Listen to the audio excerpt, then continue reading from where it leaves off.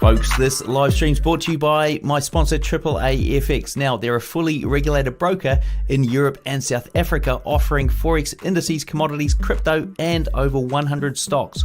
Now, at AAA FX, you pay no commission on any Forex pair using their ECN Plus account and low commissions on cryptos and stocks.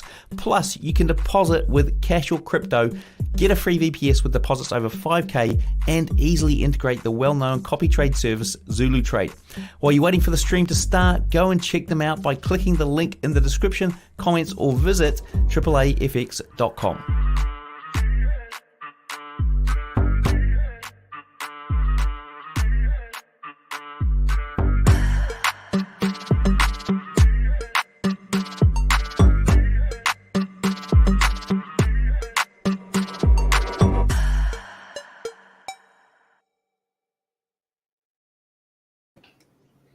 All right, folks, welcome to this live stream here with Lord Bankz, who was a guest on the show last week. So welcome to the stream, LB. Hey, thanks for having me, man. Guys, I know we didn't get a chance to see him trade on the Trading Nut channel last week because he said, why don't I just do a live trading session for you anyway? So that's what we got today, folks. I'm going to hand it over to him. He's going to take you through the London session the next 4 hours. Is that right? You got on here for 4 hours? Yeah, that's right. Okay. And I think that'll be a record for the longest stream here on the Trading Nut channel. So well done, mate. You've already going to win that one, folks. Thank you for watching. I'm going to chime out and let LB carry on and take it away. Awesome. Hey, thanks so much, Cam.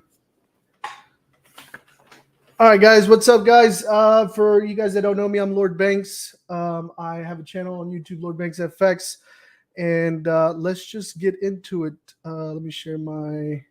See if I'm doing this right. All right. I didn't mess it up. Just a quick recap on yesterday's trade, yesterday's London session. We took a trade here for a breakout on GJ. Broke out right here. We actually waited for the pullback, entered into the trade. Our stops were put below the previous wick.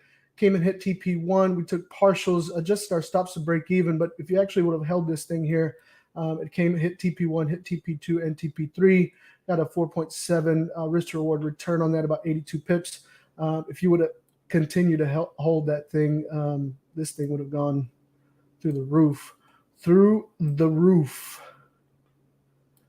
Yeah, this thing was actually a pretty nice move, 163 pips to the upside there. But anyways, that's a quick recap on yesterday's live stream. If you are on my channel, I know a lot of my people, I let them know. What's good, everybody? Jazz, Roma, FX, CJ, what's good? What's good? So let's go ahead and get into it. So many of you guys that know me, I do top-down analysis, clean charts, no indicators, no foo-foo, straight price action, clean charts. So we get rid of everything. Let's look at the monthly. Let's look at the monthly. Let's look at the monthly.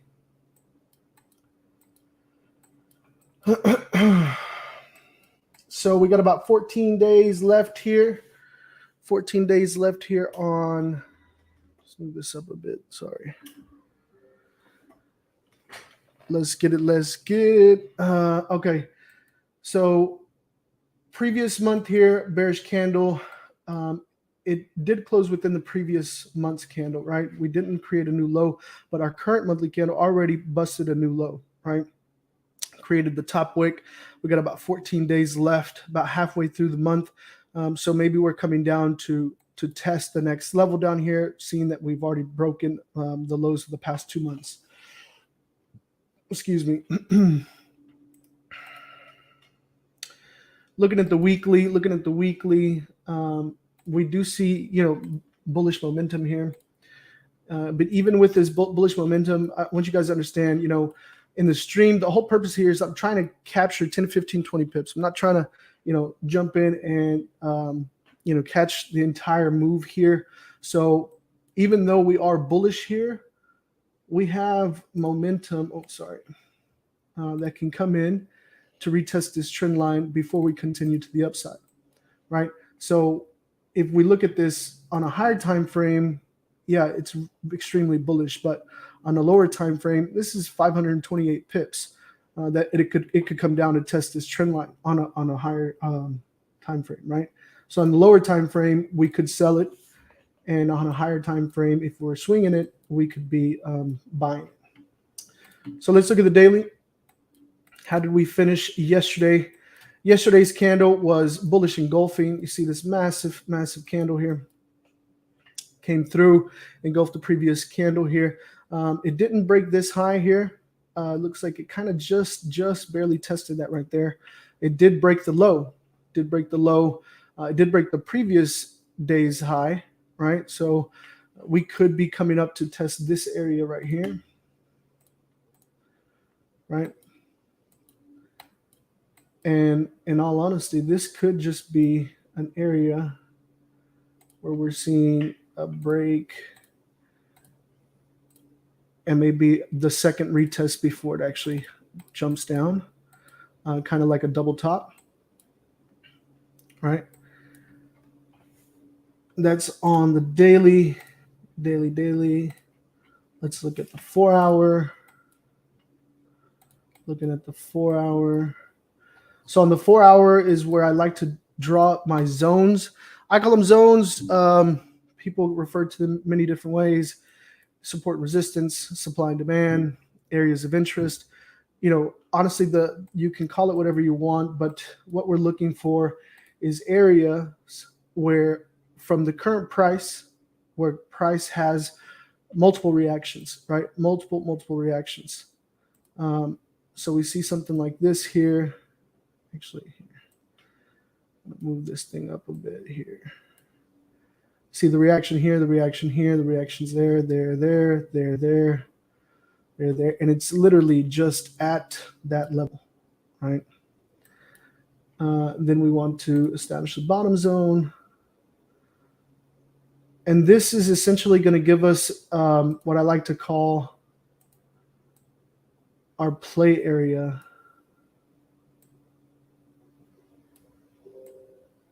Right?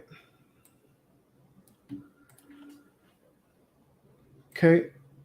Like that. I like that. And then I move down to the 1 hour and just going to refine it just a bit here.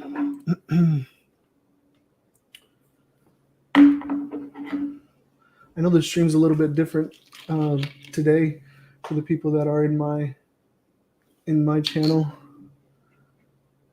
but worry not. I'm gonna bring the same kind of value. You know, there's gonna be comments on like both. I just got to get used to seeing the comments over here. Sorry. There's like comments coming in. I'm live on TikTok. I'm live on my channel, and I'm live on Trading Nuts channel. So I'm going to try not to ignore you guys. Let me get through the analysis, and then I'll answer questions. Cool. All right. So on the 1 hour, what I like to do is just refine the zones, just make sure I'm capturing the areas that I want to pay attention to. And this looks good to me. This actually, I want to move down just a bit.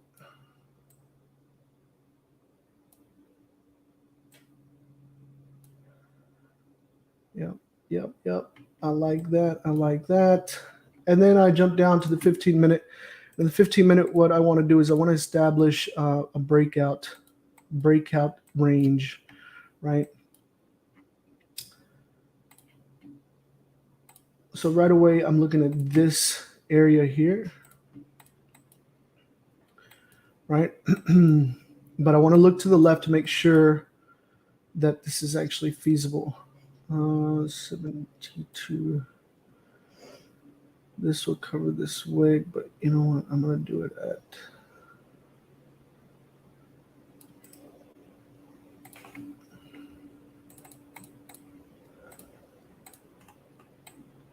Yeah, this is going to be nice. Okay. So breaking out of there.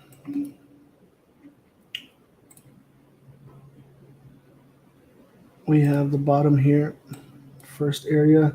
Let me measure this, make sure this is actually worth it. About 24 pips. Out of 24 pips, we could definitely catch, 10, 15, 20 pips out of there. Next level from there. Be right about there. Level above there. Be right about there. Okay. I mark out just 3 different levels here. Go to the second level, be about 70 pips. Third level is about 90 pips. Not bad, not bad. Move this over here so I can see it. Okay. Now breaking down to the downside, we have several right about there. Ooh, it's really, really nice move to the downside if we can get this to push down. First target about 60 pips. Ooh, if that thing melts. If that thing melts, we're going to be in for a nice ride. Okay. Second level here about 94. Third level about 115. Okay. What I'm going to do now is I'm going to go ahead and set alerts here. Crossing up when the bar closes. And that's going to be for a potential buy. Because remember, guys, I don't just buy once it gets here and crosses. I'm going to wait for the candle to close. I'm going to read the price action and make a determination if it's worth the risk to reward to take that trade, right?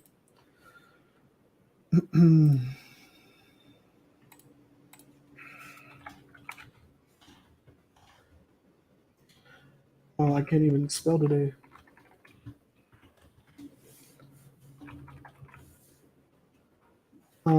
And I'll go ahead and write the price out here, which is 162,750.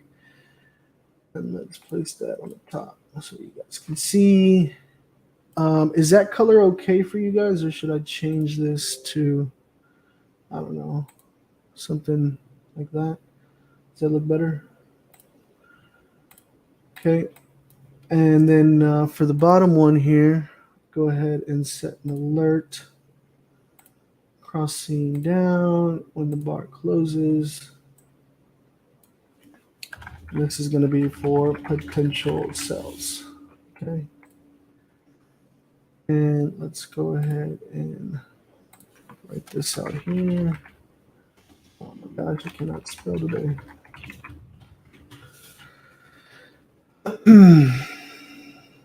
Actually, I'm going to move this up just a bit here. Or down, sorry. And change this text to the green so you guys can see. All right. Hopefully you guys can see a little bit better there. Let me go ahead and label this before TikTok goes crazy on asking me what pair this is. All right. So there is the markup, the setup for GJ. And now we just are going to be patient. We're going to wait for this to set up. I'm going to go ahead and do gold after this. And let me go ahead and send this chart out to the free Telegram.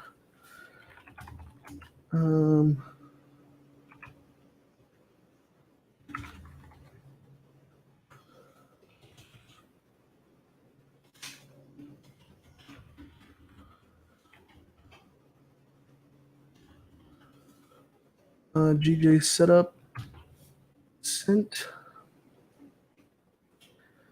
I'll send the link out as well to the YouTube chat, and I'll send it out to the stream chat over here. Oh, you know what? Maybe it doesn't let me. Maybe let's see if it does or not. I don't know. I sent it to the stream chat for trading out. I don't know if it'll let me actually post that, but it's the link to the trading view so you guys can pull it up.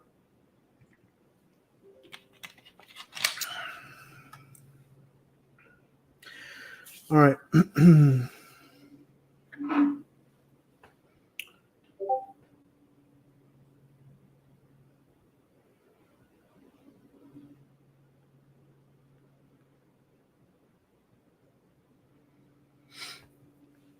All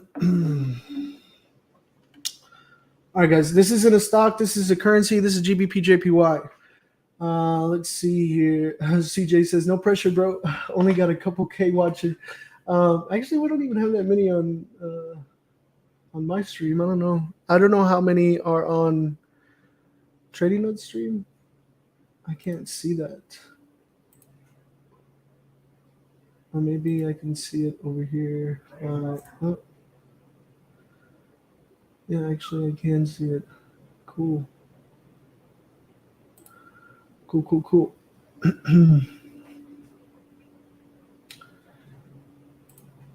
Yeah. All right.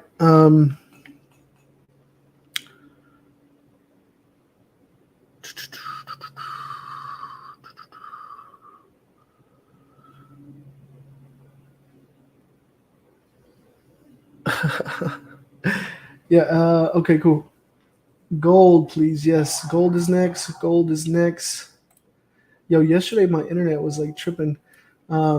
This was a setup yesterday for gold. It broke out this way. I didn't take the trade. Remember, guys, I decided not to jump in. I didn't like the price action, and it melted, came and hit TP3. So you could have taken that for 3.5 risk to reward, about 60 pips, and it would have been pretty nice. Just now coming up to retest this breakthrough right there. But let me go ahead and get rid of everything. Clean charts, baby. Clean charts. No indicators. Straight price action. Market structure. Pattern trend trading. No foo-foo. So looking at the monthly here, top-down analysis, what do we see? Past few months just been on a tear. Just been melting. Completely melting, guys. Completely melting. Okay. What do we see with last month? Last month was bearish, came down, wicked down. I mean, completely obliterating all these lows. Came to test this right here. You see how it literally like just tapped into this area right here, right? Tapped into that area and rejected, right? Got about 14 days left on this monthly candle. It looks like it's already established a top wick. It could be coming back down now to maybe fill this wick if it's going to continue to the downside and maybe test this level of support again. Could be trying to break through there, or if we start breaking this high, if we break this high about above 1816, then we could be establishing a new level of support and then heading up to test this level around 1939. This is on the monthly, guys, so this is long-term. Okay, so this is just to give you a perspective overall. Where is the market? What is it doing? And in all honesty, like if you look at this on the weekly, you can identify market trends. It's been consolidating, right? You see, this is a consolidation area. This is upward trend, right? Downward trend, consolidating, upward trend, right? I'm just showing you guys so you see what phases the market is in, right? I mean, for me, I can just visually see it and I'm good with it, but some people don't understand that part. So I just wanted to point that out. But even though we're ranging here, let me show you something. From the top here to the bottom of this range, talking about 391 pips, right? 16, no. This is actually like 3,000 pips, right? 1675, because it's gold. Oh, let me see. I think I'm calculating this wrong. 17 right here. This is 15. 20. Okay, 15. This is 150. Oh, okay, so move the decimal point 1. Sorry, it's because this is a commodity and it's calculated by points, so it throws me off sometimes. So this is actually like 3,900 pips. At 3,900 pips, guys, like there's opportunity there. You understand that?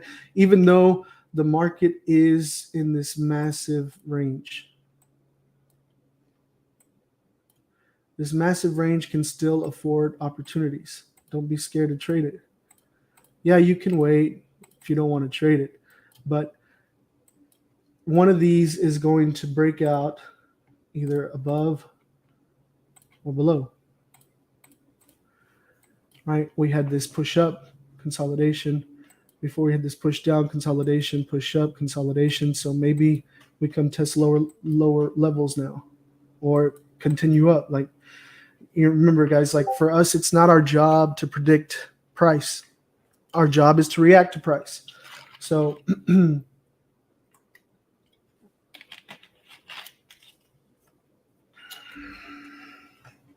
sorry, a little thirsty. Anyways, just a couple of little tips there, little tips for you guys, little nuggets. Anyways, on the weekly, past few weeks, we've been pushing up. It did break this level. This looks like it's just a break and a retest, right? If the pattern is to continue, we would see a new low. If we break this level here, market structure, then we're possibly looking at a change of market structure to the upside. Although it is currently bullish on the weekly, past 1, 2, 3, 4 weeks, past month, basically, it's been bullish. But it is in a nice area where it's retesting that level that it broke on the weekly. Let's move down to the daily, see what the daily looks like. Very similar structure here. Push down, pull up, push down, come back to retest here. On the daily, we can start seeing that previous day was small volume day, but it was bearish. Previous trading day to that was also bearish engulfing, pushing down. There's no wicks to the top here, so we might get some kind of push up to kind of compensate for that before it comes down. Came down, retested this level here. It looks like it's holding this level right now, right? This is on the daily, guys. This is on the daily. So let's move down to the 4 hour. On the 4 hour, we like to establish our zones, just like on GJ. Tops and bottoms, areas of interest, areas where price has reaction, multiple levels of reaction, and it's referred to as, people refer to it as many different things, right? They refer to it as supply and demand, support and resistance, areas of interest, key levels, whatever you want to call it, whatever floats your boat. Essentially, it is the same thing here. What we're looking for is areas in the market where price has multiple reactions. So I line up levels here where I see multiple reactions happening with price. And then I move down to the 1 hour to get a nice little refinement just to make sure I'm capturing the levels that I am looking at. And that establishes what I like to call my play area. So from zone to zone, now this is my play area from zone to zone, right? And the next thing I do is move down to the 15-minute. And the 15-minute is where I like to establish a breakout range that I can look at to leverage pre-market and market open volume. To capture a quick scalp, I'm just looking to catch 10, 15, 20 pips, guys. Don't underestimate what 10, 15, 20 pips can do for you a day. Trust me, it is a game changer. Consistently being able to capture 10, 15, 20 pips a day.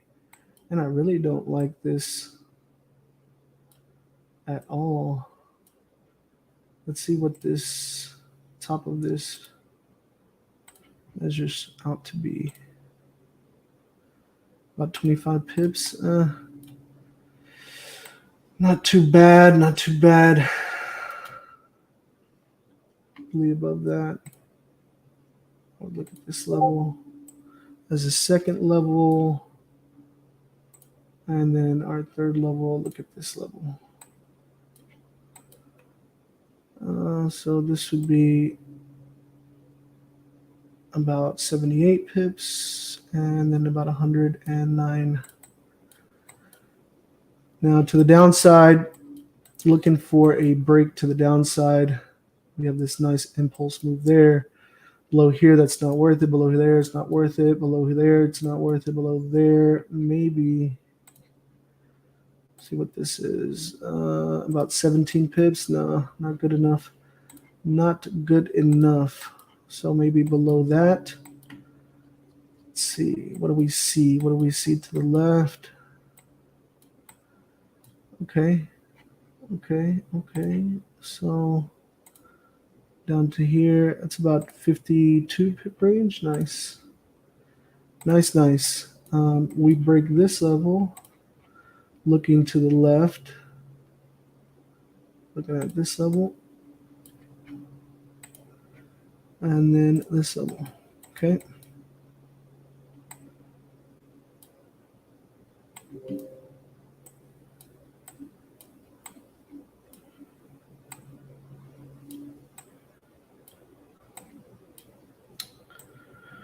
Womp.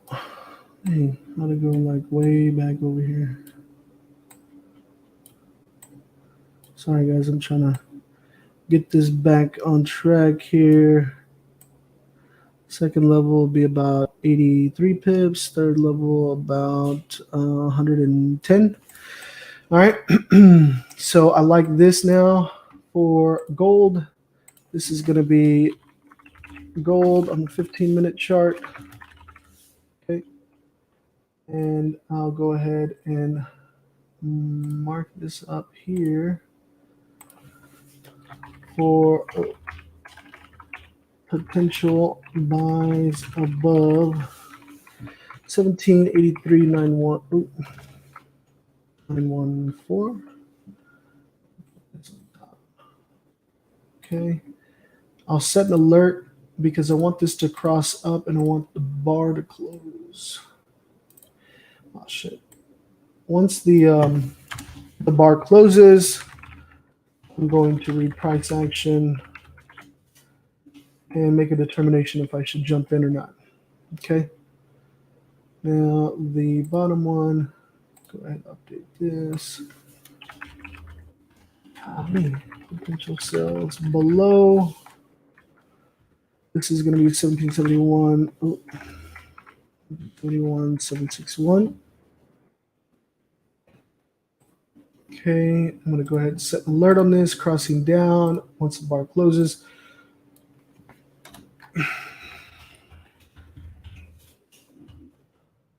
Oh.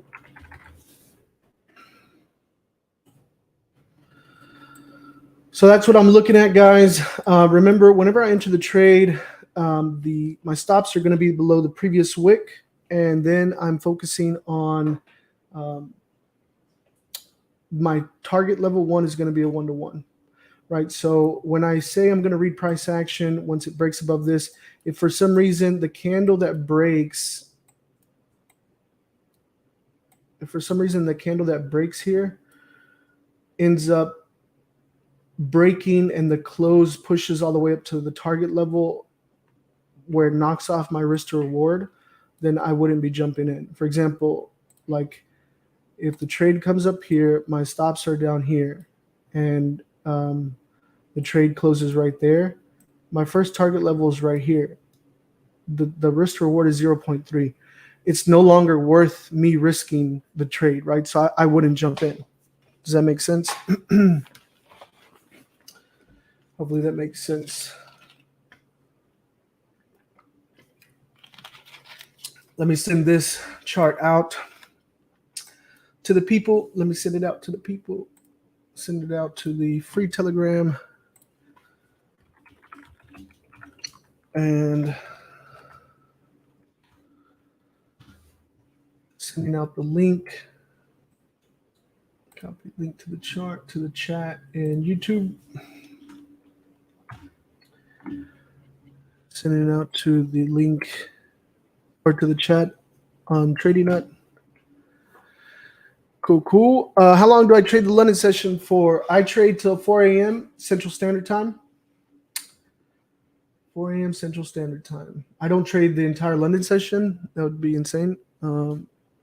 I trade the London session, and then I trade the New York session. And I'm only because I only trade the 4 hours because I'm only focused. The strategy is focusing on pre-market and market open volume, right? The strategy I'm using is a breakout strategy. So it's not a break and a retest. It's not, certain price points. I'm focusing on leveraging volume coming into the market. And the areas that I've identified are a range of the market, and going above or below that will be able to leverage that market volume, right? And honestly, there was a little breakout right here, like breaking out above here to this level. But that was before we jumped on. So I'm going to focus on that. So I'm going to check the comments. If you guys have any questions, go ahead and jump in the comments, and I will answer them now. Jazz Bankz in the house. What's good? What's good? Cypher, we back again. Thanks, my boss. Yes, sir. King Lion the Third. What's good? My mama says she needed to do whip. I told her Banks got her. Let's make mama here. What up, Sonny? What up, Sonny? What up, CJ? Daniel, how do you see Nas 100? I'm not going over indices right now. I don't use this strategy for indices. I use a completely different strategy for that. Interesting. You're live on Trading Nuts channel right now. Yeah, I am, and I'm live on mine as well. So welcome. Yeah. Cool. Can we see what happened last time to GJ with the core CPI release? Yeah, I don't focus on fundamentals and news. I do look at the news and try to avoid it, right? So we do have at 1 a.m. CPI coming out. That's one thing we have to pay attention to. That's going to have an impact on price. So try to be careful with that. Try to avoid the time in and around that. But we'll see. We'll see what happens. Should show the other stream using the line chart instead of candles if they can't determine which way something is going. What things?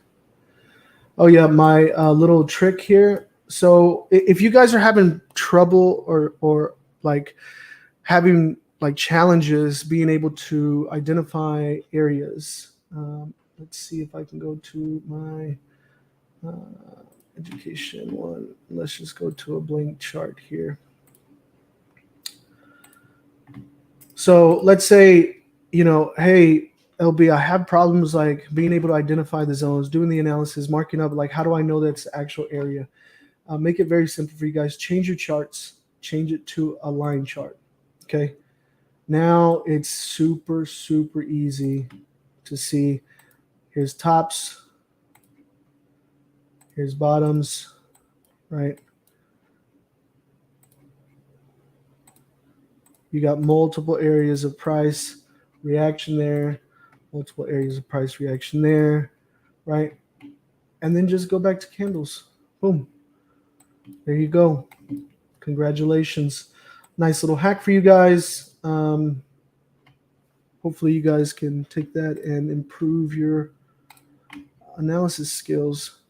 Anyways, I have alerts, guys. So whenever it gets to our levels and does what it needs to do, like it will alert me. So don't freak out. We're not going to miss anything. I am ready to go. Anyways, let's continue with the comments here. Questions. Why you don't use volume indicator? Is it useful or you can notice volume without it? Yeah, I read volume based on the sizing of the candle. Understand volume is relative to whatever time frame you're looking at, previous candle, 15-minute, 30-minute, 1 hour, 2 hour, 4 hour, daily, weekly, monthly. So I don't use candles, guys, or I don't use indicators. I've talked about this multiple times. Is kind of my story is when I got started, I used indicators like everybody else, and for me, it became very difficult. I started using more and more indicators. It got to a point where I had so many indicators on the screen, I couldn't see the candles. Not being able to see the candles, and then the indicators themselves began to contradict themselves, right? So I kept adding indicators because I was under the impression the more indicators, the more confirmations, the better the edge, right? So what ended up happening is I ended up freezing myself, and I couldn't make a decision. I couldn't buy or sell. I didn't know what to do. I was just the indicators would contradict themselves. I didn't know what to do and how to do it, and I froze myself. And as a trader, that's the worst place to be is freezing up to where you can't make a decision. You don't know what to do. You don't want to pull the trigger on a trade. You're not confident, losing your confidence. That's the worst place to be as a trader. So for me, I said, you know what, I can't do this anymore, and I deleted all the indicators, and I just started focusing on straight price action, the way the market was moving, the different phases, and patterns and whatnot. So that's kind of where things changed for me, and I started just working on improving from there. But I'm not saying indicators is a bad thing. Don't use indicators, whatever. Like, look, if it's working for you, congratulations, do it, use it, whatever. Do I know how to use indicators? Of course. I know how to use, probably all the indicators that are out there. Volume, MACD, RSI, the fibs, like any of that you're looking at, Ichimoku, all of those indicators I've used before in the past. I've seen it before in the past. I even have some strategies, the MAs, SMAs, all of that good stuff. But that's not my primary go-to stuff. I trade based off straight pure price action. And I like to say, I am the indicator. Do you understand what the indicator does, right?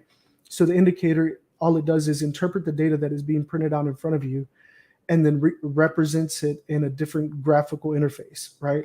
So instead of seeing price data like this, you'll see it in a line, right? You'll see it in a bar. You'll see it in a cloud or a color change or whatever the case may be.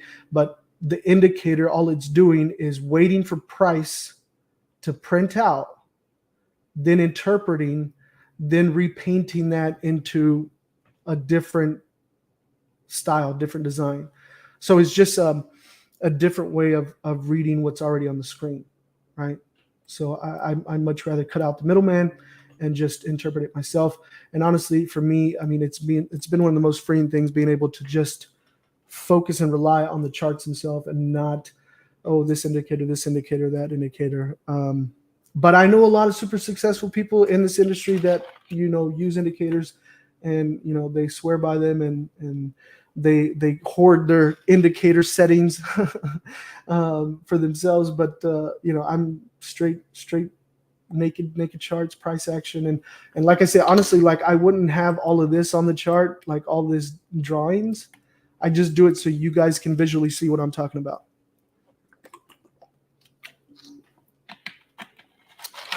If that makes sense. Anyways, let's continue with the questions here. See, Babar, hi. Can you kindly check AUD USD? Yeah, if I have some time here in a minute, I will. Next on production, are you streaming tomorrow? I will be streaming tomorrow. What about pound CPI after half an hour? I'm going to, usually, you understand, like with news, there's going to be a reaction, but for the most part, news is most of the time already priced into the movement that's been happening. So that's why you see sometimes, it's positive news and it's going down, and everyone's like, it's market manipulation. It's really not. It's just the anticipation made a move earlier, and then what's going to happen after the news comes out is the correction of whether was the move too big or was it too small, and then continue. But like I tell you guys, man, our job as traders is not to predict price. Our job as traders is to react to price. So I'm not worried about that. I'm just going to stick to my plan, stick to my rules, stay disciplined, and execute. That's it. You know, I'm not going to focus on anything else. How can you avoid false breakout? Well, I'll tell you this. You know, for me, it comes with the experience of reading the price action and looking to the left to see what we're looking at. Are we filling a wick, or do we have a clean price action? Is it messy? What phase are we in? What time frame are you trading? What kind of style are you trading? Are you scalping, swinging? Because you can have a false breakout on a swing. You can still make profits and put your stops to break even and close partials. Or are you the type of trader that sets in a entry point, a stop, and target levels and lets it hit one or the other, right? Like if you don't protect your capital, you know, you're going to be risking that, whatever initial risk is. For me, I talk about all the time, is for me there's two rules, right? Rule number one is protect your capital. Rule number two is don't lose money. That's all you need. That's all you need, because what we do here, you know, it's very simple. And us as human beings, we overcomplicate it. And I don't want you guys to overcomplicate it. Keep it very, very simple. Don't add extra sauce to it. Come in, do your thing, and get out and be done. So when we're looking at the type of strategy that I trade, even if it's a false breakout, understand I'm jumping in here to take 10, 15, 20 pips. That's it. That's all I'm looking for. My potential here is about 25. Let's see, what was it? Yeah, about 25 pips, right? Oh, jumping out of there, about 24 pips. Can I catch 10, 15, 20 pips out of this 24 pip range? Absolutely. You know what I'm saying? My 1-to-1, if my stop loss ends up being 12 pips, 15 pips, I can definitely catch the 15 pips at TP1, have even extra room for further, you know, reach, adjust my stops to break even, take partials at TP1, leave a runner in case it continues to fly up. If it's a false breakout, I already secured a bag. I'm already at break even, risk free. So do I care about the false breakout? Not necessarily. Another thing that helps me avoid the false breakout is that I'm not jumping into this trade at when price is breaking this or when price reaches this. I'm waiting for the candle closure, because you can get faked out, right? So I'm going to wait for the candle to close to make the determination to jump in. Why is your name Lord Bankz? So my official, like I'm officially titled as Lord because I actually bought a plot of land in Scotland to receive the documents to actually send off to officially be able to title myself as Lord. It was just a thing that I had done. And when I started trading with other individuals on my Discord and Telegrams and stuff, we were doing really well and stuff. And a lot of people were like, oh, when I was jumping onto the stream or coming on, people were excited about the results and talking about they're breaking the banks, robbing the banks, and, banks kind of just stuck with me. So, I just went with Lord Bankz. And I do it just because I'm kind of I have my own private life, and I'm not trying to there's a lot of crazy people in the world, and I'm not trying to have people come in real life, not that I have anything against with, people that follow me, and I'm sure I'll probably end up meeting people in real life that are online and whatnot. But to me, I appreciate my private life, and I don't want to get mixed up with any kind of craziness. So, that's why I am Lord Bankz. How do you determine entry for buys and sells? So like I talked about, the entries is going to be based off this red dotted line. When price breaks and closes, the candle needs to break and close above or below. Okay, above or below, right? Hopefully that helps you. Do you also trade NAS 100? I do. I trade currencies, commodities, and indices. So NAS 100, US 30, gold, and I like the GBP pairs. I did the same, and my trading improved a lot just using the MACD for now, but planning to ditch it. Congratulations.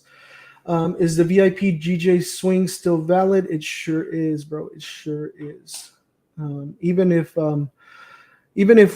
this pushes up within this area, you understand that call that I sent out on VIP for my people that are my VIP, even though it pushes up within this area, that's a trade within the trade. And that's one of the things that I was talking about is that I'm going to be going over and teaching in the boot camp this weekend, is that advanced technique that we could have a move here where we make and hedge to offset our current position, make this trade that pushes up, make the profit move up before we get the move to our side, right? So it's about 12:48 right now, and time in London is 6:48. Yeah, it's still good on time. So it's still totally valid. And for you guys, like in the VIP, if for whatever reason I end up closing that trade, cutting my losses, taking like whatever I do, I send out in that. And it's not I don't want it to be considered like a signals room because it's so much more than that, At the same time, it's not, I don't want to like tell you guys, oh, that room I'm always going live or I'm always sending out this amount of trades. I'm just in that room. I send out breakdowns, analysis. We will go live occasionally. We do New York sessions. I do send out swings, intraday trades. The discussions are on in there so you guys can ask questions, and I'm in there answering those questions. It's just a little bit more hands-on and getting access to more of my trading. The London sessions, I do them on YouTube, and I go live with you guys and we interact and I answer questions on in the comments, right? Indicators can be useful for swing trading. Yeah, it could be. I don't use the indicators for my swing strategy. Gold is a buy. Gold is a buy. Yeah, maybe. I don't know. I haven't. I mean, yeah. If you bought it over here, I wouldn't buy right here. My range is up here. I just breaking out from over here. Whenever I did this analysis, the price was already here because I started at midnight, right? So we had already passed that level. So I wasn't going to chase a trade. So for me, I had forcefully have to wait for the next area, which would be breaking out above here. We have this small range of potential, which is breaking out above here, filling this wick here. We just have to be careful because this area here where I have the zone, the purple, that is a 4-hour level of resistance, right? So, we have to have some really nice volume to break through that. That makes sense. But anyways, do you use options or futures quotes? No, on TradingView, I'm using the Owanda broker to look at the pricing, and then I have the broker that I use. How long have you traded full time? I've been trading since 2014. 2014 is when I got started. Trading full time, probably like, I want to say maybe the last 6 years or so. Yeah, so Lord Bankz, you've improved my trading a lot. I don't come to streams often now, but I really want to give a big thanks to you for improving me as a trader. Hey, you're welcome, brother. I'm here for it. That's the whole goal here, guys, is, I started this because I was bored, and like trading London sessions by myself.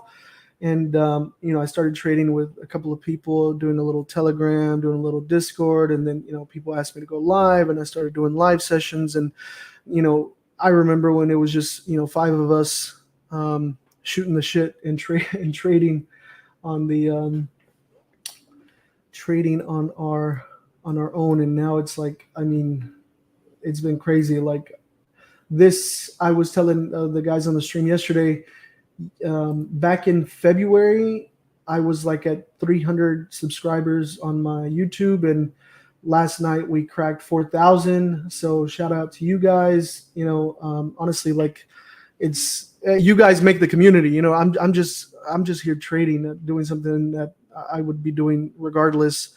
And you guys make this whole thing really come alive with all the support and the love, and trusting me and coming in and asking questions and improving and all that. Like, I love to hear that. I love to hear your journey, and what's helping you, what's not. And if you have questions too, like, reach out. Like, I'm an open book. I'm not a gatekeeper and stuff. I do offer, paid products and services, but for me, I just I'm not, like, if you're asking questions in here in the comment, like, I'm not going to be like, oh, I'm not going to answer that. Go buy my course, go buy my bundle package, go buy my, it's not about that. Like, I'll answer the questions. Obviously there's a ton of questions, so I may not get to all of them, but I go through, and ones that I see, I answer. So, but yeah, I have paid products and services, but I also have, the Discord is free. I have a free Telegram. I'll send out a free setup there once a week. And, then I have the, I do have my VIP, and I have, one-on-one stuff. I have the course stuff, and those are our paid services. But by all means, guys, like, I'm not trying to sit here and promote my stuff. I'm just telling you guys, like, if you can't afford it or don't want to pay for those things, check out the lives, even the past lives. Like, you guys can go on my YouTube channel and see all the past lives, and there's tons of information in there, because I'm answering questions all the time. People are asking, certain things, and maybe it's a question you have, and it's in that video. So yeah. Anyways, let's keep it going here. You must have a crazy sleep routine due to how many hours stay awake for the London session. It's not bad. It's just like, when I go to sleep and when I wake up it is different, but I'm still kind of getting the same amount of sleep that I would regardless.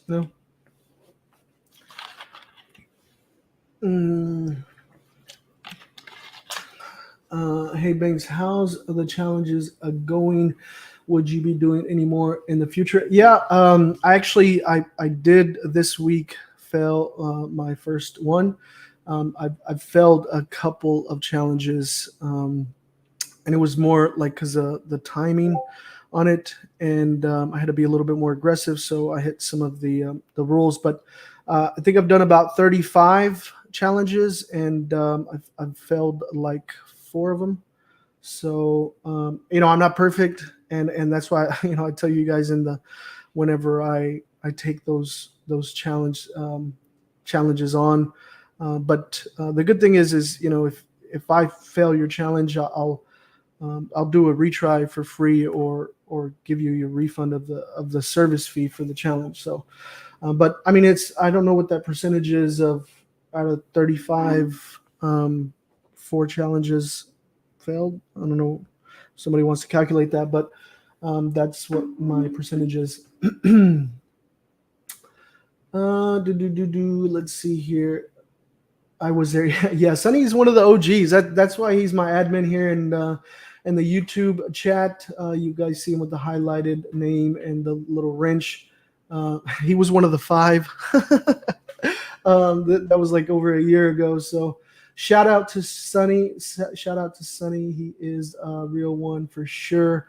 Dylan Ball, you are the real deal, man. I made money with you yesterday. Thank you. You're welcome, brother. You're welcome. That's what we're here for. Everyone's here for that. Although, I like to talk about is, I don't want to focus on the money. I want to focus on the skill, right? I want to focus on the skill, make sure we are getting a great analysis, getting a great markup, following our rules, being disciplined, making the story of why we're taking the trade and doing that trade, making it make sense to us, right? Like I tell you guys, if you're going to take a trade and you can't tell me why you're taking the trade and tell me the story of why you're taking that trade, then you probably should not be taking that trade, right? And I want you guys, especially if you're a struggling trader, work on, talk to yourself. Tell yourself, like, why are you taking that trade? Because many times people get molded into taking signals, taking other people's trades and never building their own confidence to take their own. And it's either that or people are gambling and they just jump in because, it looks like it's going to go up. Usually when you say something like that, the percentage and the probability of it going against you is way, way higher, right?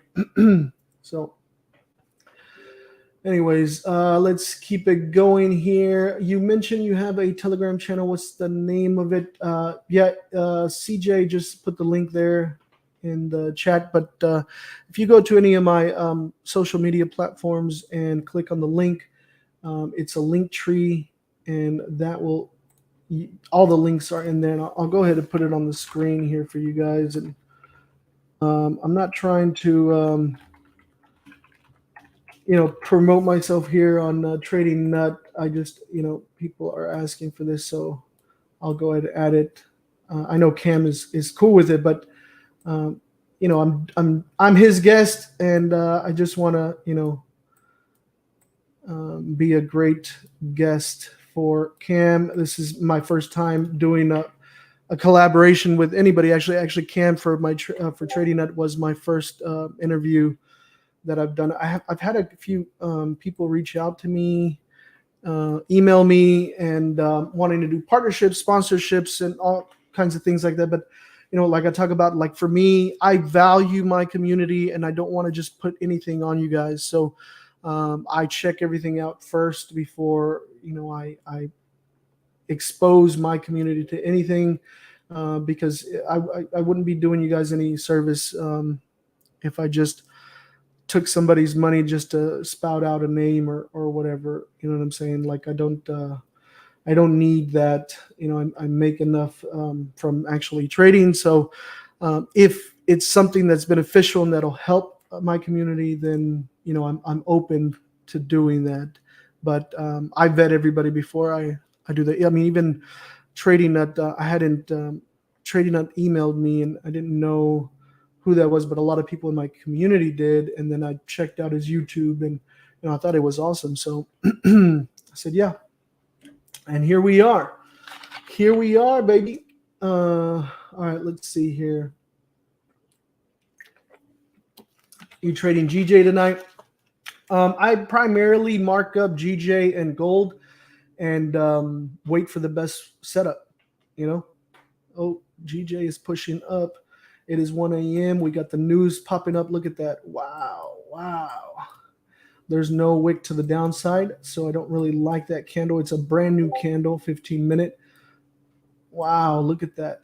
Look at that thing go. Wow. She is flying. Flying. See what happens. She could just be reacting to the news before. Let's see what the news was. Yeah, CPI news, man, that red folder.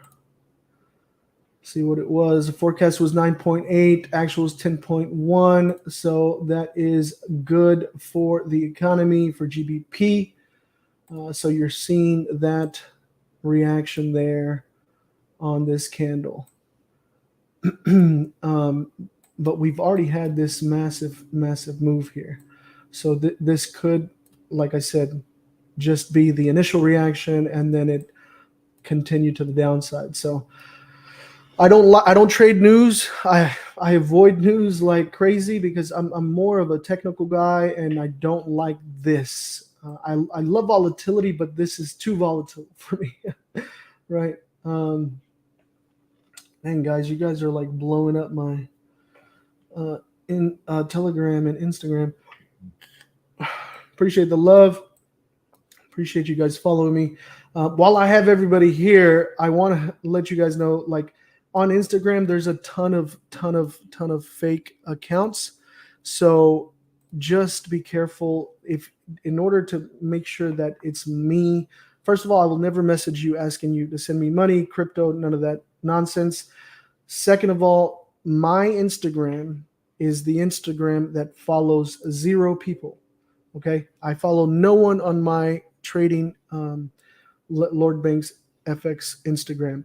I do that because what the scammers are doing, they're going into my Instagram, stealing all of my content, reposting it, making it look identical, and then all of my followers, they're following them, and then they start messaging everybody. Because I get like 5-10 messages a day screenshotting other people, and people have gotten scammed out of thousands of dollars.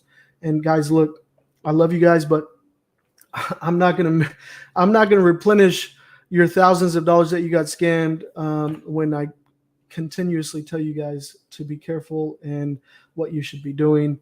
You can jump into my Telegram. My official links are on the screen, and reach out to me. But just be careful, guys, please.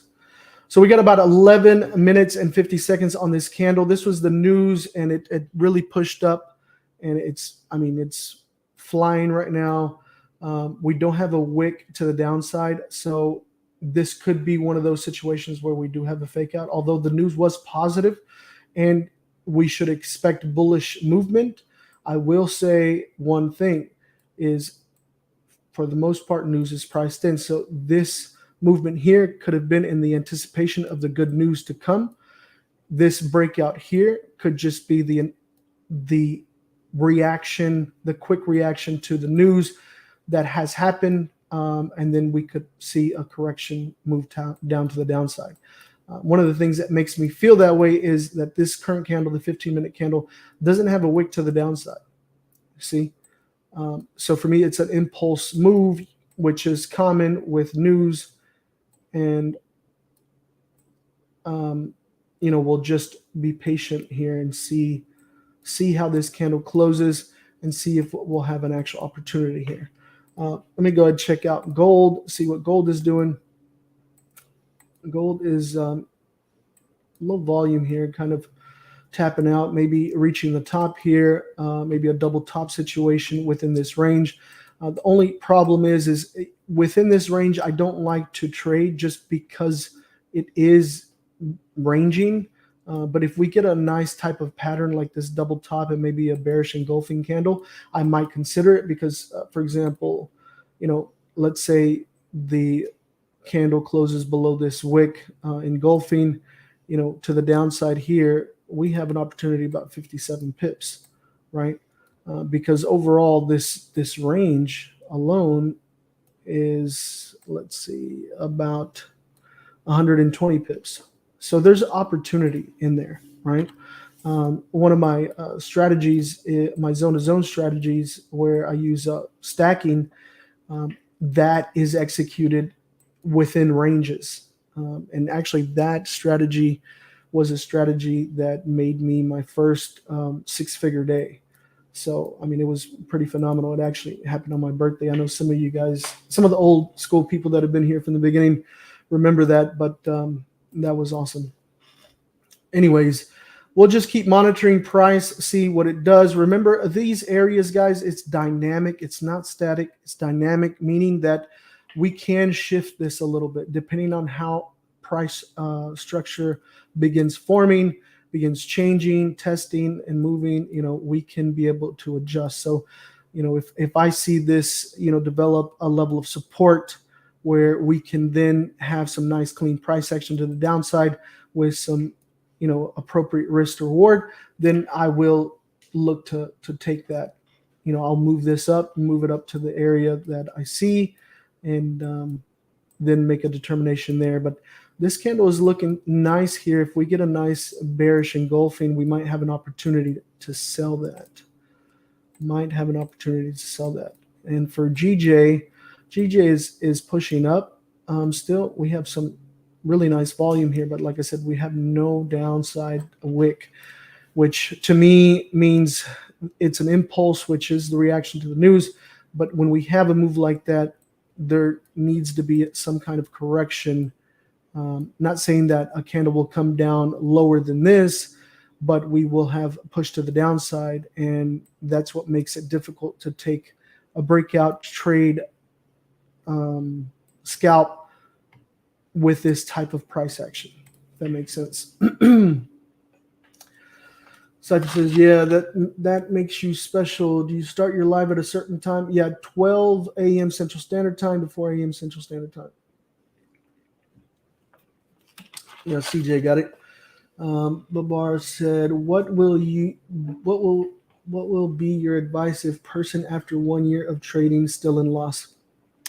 Here's my advice, guys. If you want this to happen for you, if you want to become a full-time trader, or you just want to supplement your income, you just want to be consistent and profitable, you want to make some money, understand one thing is first you have to change your mind here to become focused on you're going to make it happen no matter what. If this is really something you want to do, you need to do some soul searching first and ask yourself, is this something I really want to do? And if it is, you have to then tell yourself you're going to become a no matter what person. No matter what you're going to do this, no matter how many times you blow your account, no matter how many times you lose, no matter how many times it sucks, no matter how many times you don't hit your levels, no matter how many times your analysis sucks, no matter how many times people tell you you're never going to make it, no matter how many times everyone doubts you, no matter how many times you doubt yourself, you're going to continue, because it all starts in the mind. Trading psychology alone, extremely undervalued, underrated, and it plays a huge role within trading. You understand what makes up the market, and the movement in the market is other traders, other people thinking, reviewing, analyzing, reacting, and it's in the mind that comes from first, right? So what advice I would tell you is, if you're losing, then you need to be able to find a way to measure your progress, find a way to be able to begin to tweak things, change things. And that mentality of being able to keep coming back will force you to find a way to improve. Because what happens is that ingrains into your subconscious mind. And right now, your subconscious mind much rather go back into the comfort zone of you don't trade at all, because when you're not losing, you're comfortable. When you're losing, you're uncomfortable. So your mind is going to err on the side, listen, I don't like trading anymore because I keep losing and it's frustrating and I'm angry and it sucks and I'm losing money and all that good stuff. It's going to want you to take the easy road, easy out, right? Which is just give up. But if you continuously tell yourself you're going to keep doing this no matter what, at some point your subconscious mind will soak that up and then begin to work in your favor. It will begin to connect the dots. It will begin to find ways to help you improve, right? And that is when you'll see exponential growth. Exponential growth. Hopefully that helps you guys out. Reconsider strategy and maybe take mentorship classes. Yeah, that's another thing too. You need to find somebody that you can relate to. And I'm not trying to. This isn't a plug for you guys to come to my stuff. Look, I'm not for everybody, and I know that. I'm not your YouTuber here with flashy cars and flashy jewelry and stacks of cash. Like, I don't care about that. I care about this, what you see on the screen, the skill, and being good at this. Whatever you do with your money in your private life, that's on you, but I care about this and the skill. So find somebody that you can relate to and, stick to them and ask questions. And another thing I would say is, if you're looking to find a mentor, I wouldn't really go with anyone that doesn't do any kind of live trading. Even if it's just one time, like you have to. I just feel like if you know how to trade, you can trade live and showcase that skill. And that's, to me, way more important than showing profits, showing withdrawals, showing live accounts, showing all that stuff.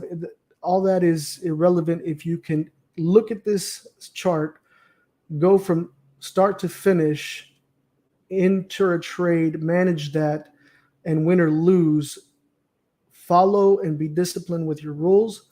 Like, that is showcasing what trading is, what it takes to be a great trader, right?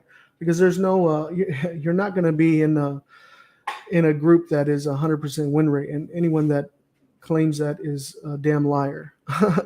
But you'll have time. Like, I mean, I've had winning streaks, right? I've had winning streaks where it's pretty nice, but I've also had, a week when I've lost.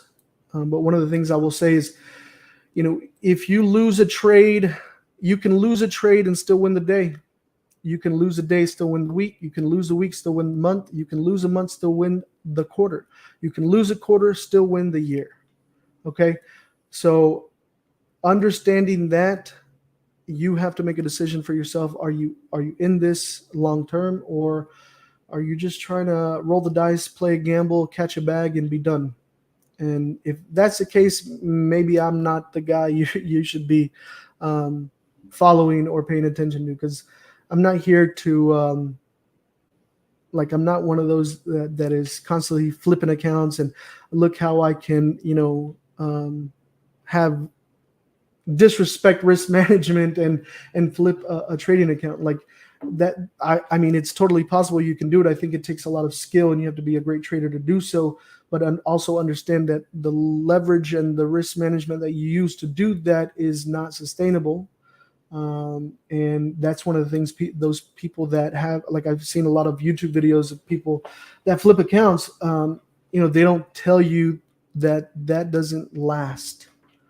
And what's really frustrating is if you're able to, flip a small account into a decent account, and I consider anything less than $10,000 a small account, but being able to do that and then blowing that opportunity, ruining your chances, having to start from scratch again, that's tough,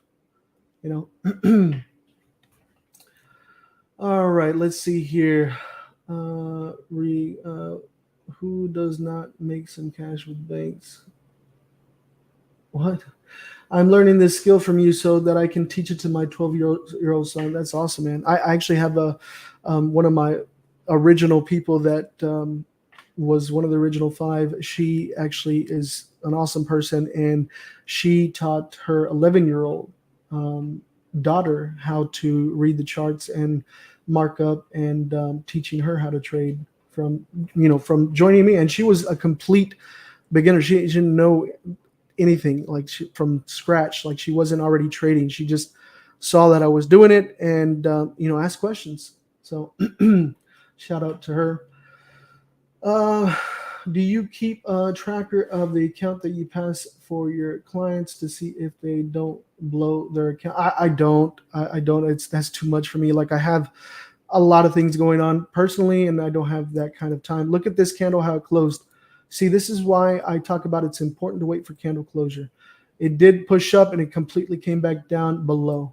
So did not enter that trade. So we're waiting on this next candle, see how that ends up. And look at gold. Gold melted. So this was a nice bearish engulfing candle, but look at this with no wick to the downside. I don't like that kind of price action, so I wouldn't consider this taking this on top of the fact that it's within this range that I don't like, because there's a lot of indecision, a lot of ranging. I don't like it, so I stay out. And that's how I'm making my decisions while I'm trading. Hopefully that helps you guys a bit understand kind of what I'm looking for and what I'm paying attention to. Oh man, I have it's because TikTok can't see. They have a small screen. Whatever. All right. Let's answer some more questions here. Hey, Banksy, do you do the same analysis and setup for the New York session? No, I do not. I use a different strategy. I'm focused more on indices during the New York session, but this same strategy will work and you can use it on the New York session. So,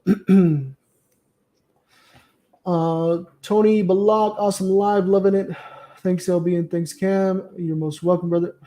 Next on productions, bro, you forgot about the giveaway. No, I did the giveaway. Oh, the access code? Yeah, I haven't sent the access code out. Don't worry, brother. I got you. I will be sending that. It's because I'm putting a whole email thing together for the people that bought the boot camp and the ones that I'm giving the access code to.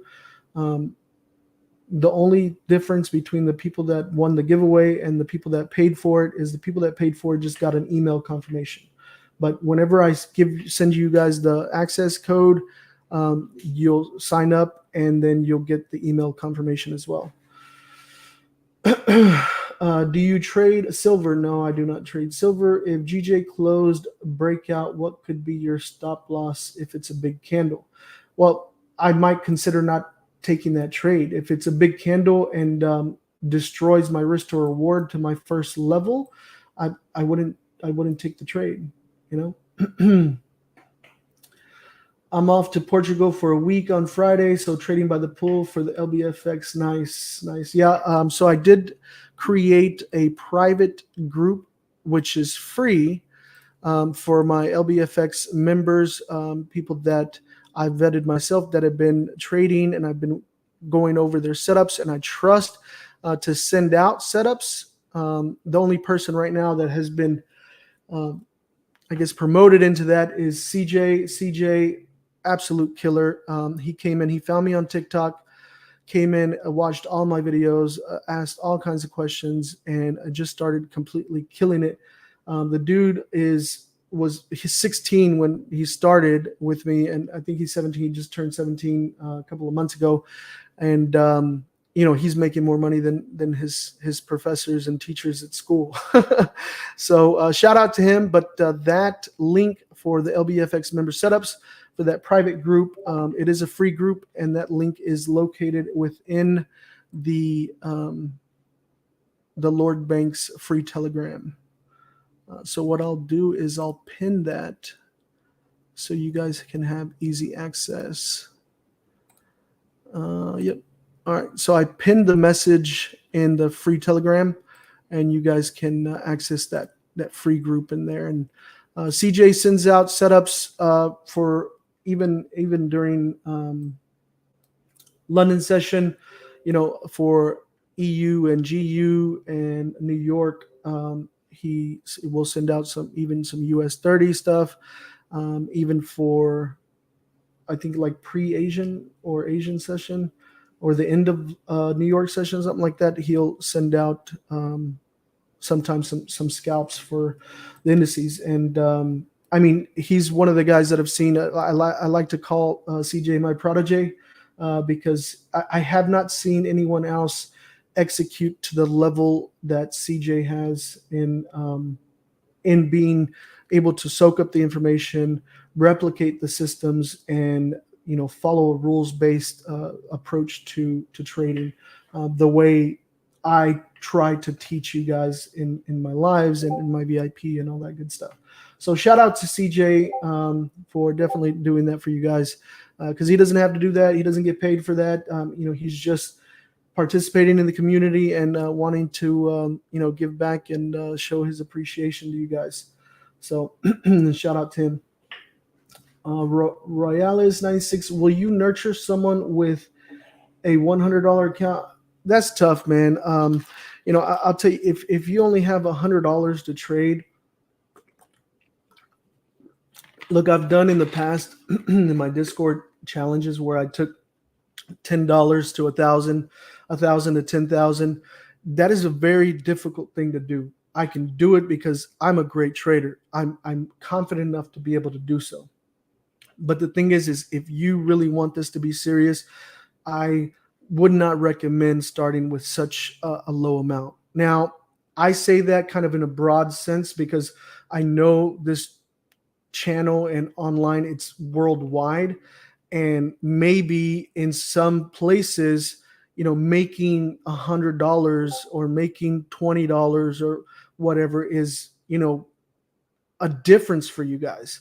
So in that situation, maybe, yeah, you could, trade $100 account and make a difference in your life with what you're earning, but it's going to take you some time. You have to be patient, and you have to continue to push forward, being able to take setups that you're going to be a little bit more limited on, because, for example, you won't be able to take swing trades with larger stops, right? You would maybe need to focus on small scalps. Don't try to hit multiple target levels at like TP1, for example. Take the whole thing. You don't have the option or the luxury to be able to close partials and leave a runner because you have such a small account. But those kind of things, you have to be able to make those determinations for yourself within your own account.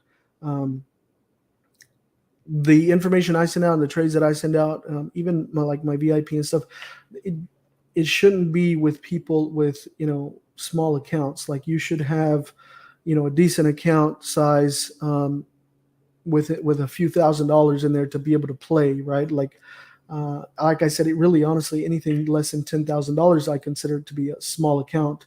Look at this candle here. This candle might be the one that breaks and closes to the upside. We got about 7 minutes here, about 7 minutes left. And just to measure out what we're looking at is it would be about a 16 pip stop. And our first target here, from where it's at right here, it would be about a 1-to-1. If it continues to push up higher, it would kind of mess our risk to reward. I wouldn't get in if it's anything less than at least 1-to-1. So if it pushes up higher, reducing the risk to reward less than 1, I won't take that trade. I could look for the following trade, depending on what the price action looks like, to pull back into my area to make it worth it, and then enter at the crossing of that point, or the price point, right? So a lot of things that, these kind of things is hard to communicate over a Telegram channel or a signals channel. This is what I like to call the active trade management part of things, right? Let's answer some more questions here. Dylan Ball, that is so cool. Appreciate it, brother. Was the last 15 candle a liquidity grab? It was a reaction to the news. Did you get the GJ buy? I'm not in a trade right now. I will let you guys know when I am in an active trade. Royale is high from Singapore. What's good? Do you have a rule on how many losses you can take in a day? Yeah, my rule is 2. So, and it's per session. So if I take a trade and I lose, I award myself, or I allow myself to take one additional trade if I'm taking like a second chance. And if the setup is there, I don't jump into the trade again and chase trades. That's not the way I operate. But I will take a second chance trade. If I lose the second trade and I've lost 1 and 2, I'm done trading for that session, and I will just close it down and come back the next session. Like if I lose 2 for London, I'll be done, and I'll come back for New York and trade New York. But like I said, New York is a different strategy. I'll be in a completely different mindset for that, focusing on different things. And that strategy, I don't trade that in the live sessions for like YouTube and stuff. Those things I are exclusive to my VIP. And in my VIP, I don't go live every New York session. It's not sustainable for me to be able to go live on London, go live on New York. But I do send out the setups when the setup triggers to my VIP. In my VIP, you will get all the trades that I'm taking, except for if it's like a scalp or like a hedge or certain techniques that I use for the challenge services to pass the challenge accounts. Those have different things that I use to be able to pass those challenge accounts, because they're the way they're set up with the rules that you have to obey and not, violate. There's certain things you have to do, and I have to be actively managing that all the time. So they just incorporate different strategies. But swing trades, intraday trades, price points that I'm looking for, setups like that, I will send out in my VIP. I lost 5 straight times yesterday trying to short GJ. Yeah, bro, you shouldn't have. There's that. No. I don't even know what was the percentage that you were using.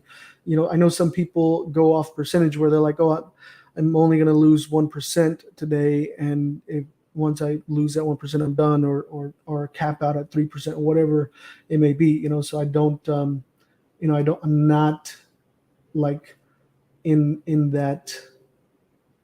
Like for me, I just focus 2 trading losses, and for the most part, I'm risking anywhere from 1% to 3%. 1% is 85% of the time. I will upgrade it to 2% only if I'm seeing something that really is in my favor, and otherwise I'm not even going to full with it. But we got about 2 minutes left on this, and you see this is why we wait for candle closure. So you see this candle also wicked up, and it is pulling back down below this level.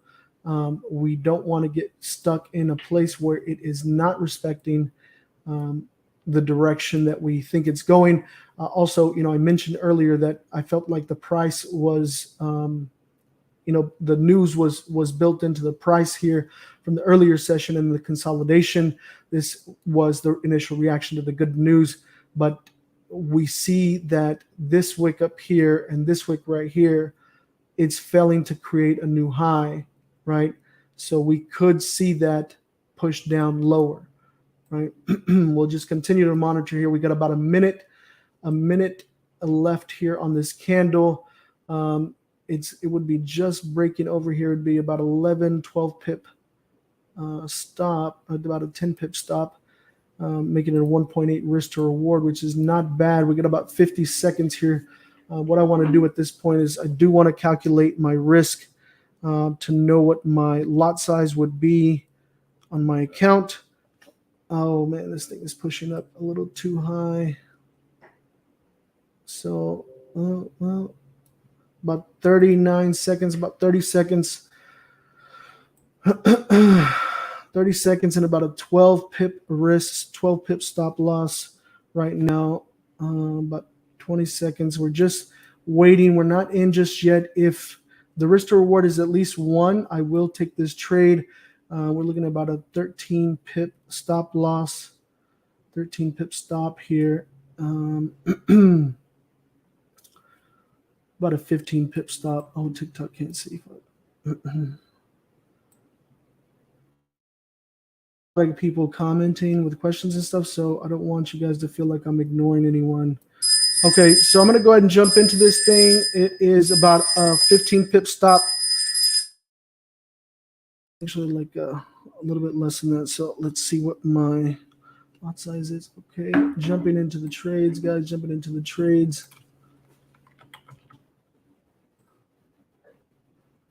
Jumping into the trade. And putting my stops below the previous wick of the 15-minute candle. And my first take profit level will be a 1-to-1, which is about 12.7 pips from entry, which is just about right here. And that would be this target level, which is actually hitting right now. Jesus, it's already going to hit. Yeah, it's literally hitting TP1 right now. That was fast. TP1 hit. And you guys know what we do at TP1, right? TP1 is hit. So we're up right now just about 14, 15 pips on that trade. You should be adjusting your stops to break even. Okay. We are about 18 pips in profit. We hit TP1, guys, so here's the horns for you guys. Hit them horns every time we win our TP1. This is a risk-free trade now, guys. Everyone should have taken partials at the bare minimum, adjusted your stop losses to break even, and yeah, leave a runner here. So close those partials, adjust your stops to break even, and let this thing run if it's going to run. Let's get it. Let's get it. Here's going to be our TP2. And here's going to be our TP3 if we get to those levels. Really nice trade here, about 12 pip risk. So definitely nice movement. We're up right now about 19, 20 pips. 19, 20 pips. And yeah, she has some nice volume. TP2 hit. Let's see, like this TP2 is, do I have another level here that I can focus on? Because it's kind of up there. Here's a good level. And I'm going to move this down here. All right. Yeah, I like this better. So let's update this. Sorry, guys, I wasn't able to write out the numbers on the screen. That thing kind of moved quick. You guys saw that. I was barely able to enter on my account.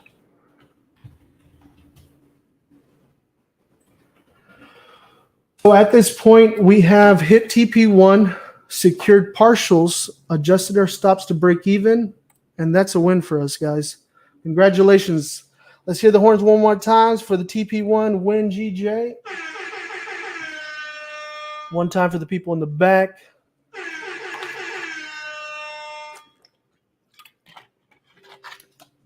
Who made money with me today? Who made money with me today? I hope you guys made some money. Easy shit. Let's get it. Let's get it. Yes, sir. Yes, sir.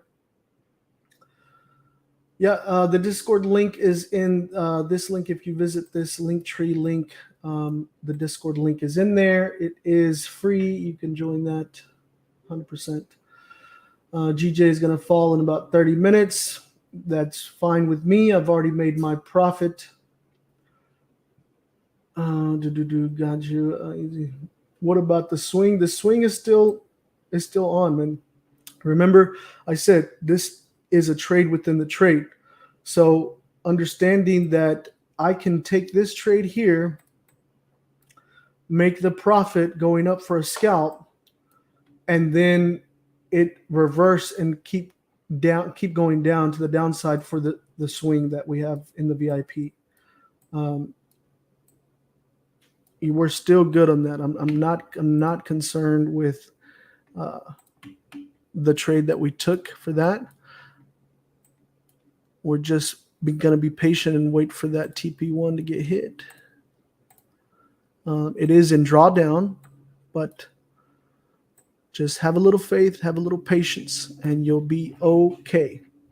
Especially if you took this buy here with a 12 pip stop. I mean, the lot size on that, you should have had some nice profit there, which offsets that. Essentially, if you took the swing that I'm talking about in the VIP, this technique that we just did, if you did it on that same account, that would be hedging, right? We're offsetting the current position that we're in sales for GJ, which, yes, long term, I do have the trend as bearish. But anyways, yeah, there you go, El Kai. It is hedging. If you're doing it on the same account. Like personally for me, I have separate accounts. So for the live sessions, I have one account. and for my intraday swing trading, that's a separate account. And then I have one more live account where I do my testing strategies, because I don't like to test strategies on a demo account. Judge me whatever you want, but you cannot simulate real world, an actual real trading account. You'll know in your mind that it's not real, if it's real or not. So I don't like put a bunch of money in that. Like I usually just throw like a couple $1,000s in there, and it's just used for testing out strategies. So all right, that was quick. Family is full today. Yes, sir. Let's get it. I made some money. Thanks, my boss. Yes, sir. Nice trade, man. We're on a winning streak, baby. We won yesterday. We won today. VIP, we hit our TP1 for our first call, which was US 30 on Monday. Right now, we have our second trade that we're in. It is in drawdown, but has not hit our stop, and I'm still pretty confident in the direction of that. So not too bad. Not too bad of a week. I know I was gone last week. I didn't live stream last week, but I did send out trades in to my VIP. Nice. Hedging is taking a buy and a sell at the same time. It's not necessarily at the same time. It is, as long as you're using one to offset the other, essentially. So doesn't have to be at the same time. Why don't you trade crypto? I actually have been getting into doing analysis on cryptos to start sending those out.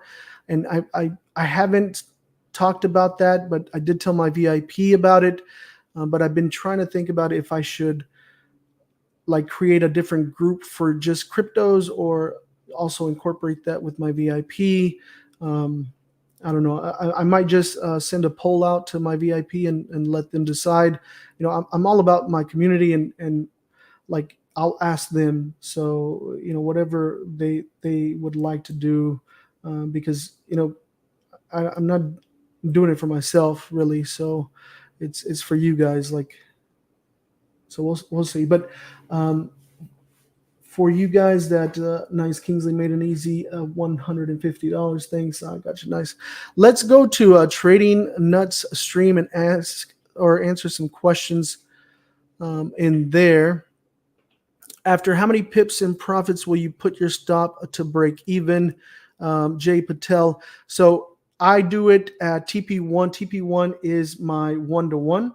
So if you notice here on the screen, about 12.7 pips was my risk that I was risking. So my TP1 was about 12.7 pips here.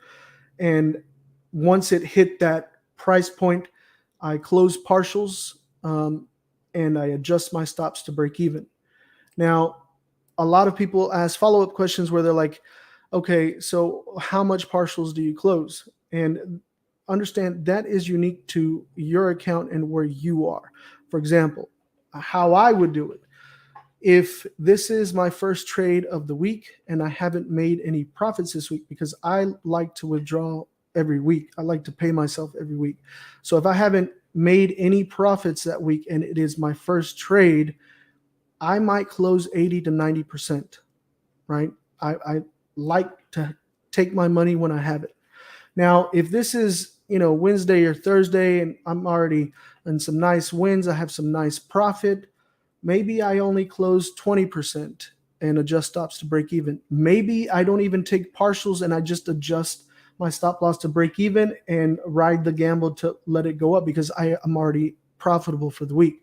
So I give you those type of scenarios because I want you to understand that that decision is going to be up to you, right? You're going to have to figure that out for your account, like where you are in the week for trading, right?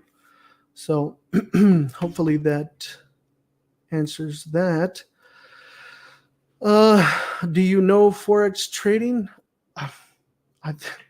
I would sure hope so. I think I do. I just showcased that hopefully on the screen for you guys. I know enough to put trades on and put EAs on, etc. I'm up $100. Nice, nice, nice. Which risk reward ratio you use? My trades, when I do this type of strategy, it is not based on I won't take trades if it's not at least 1 to 3 risk reward, or 1 to 5 or 1 to 10. I know many traders focus on that. I don't focus on that.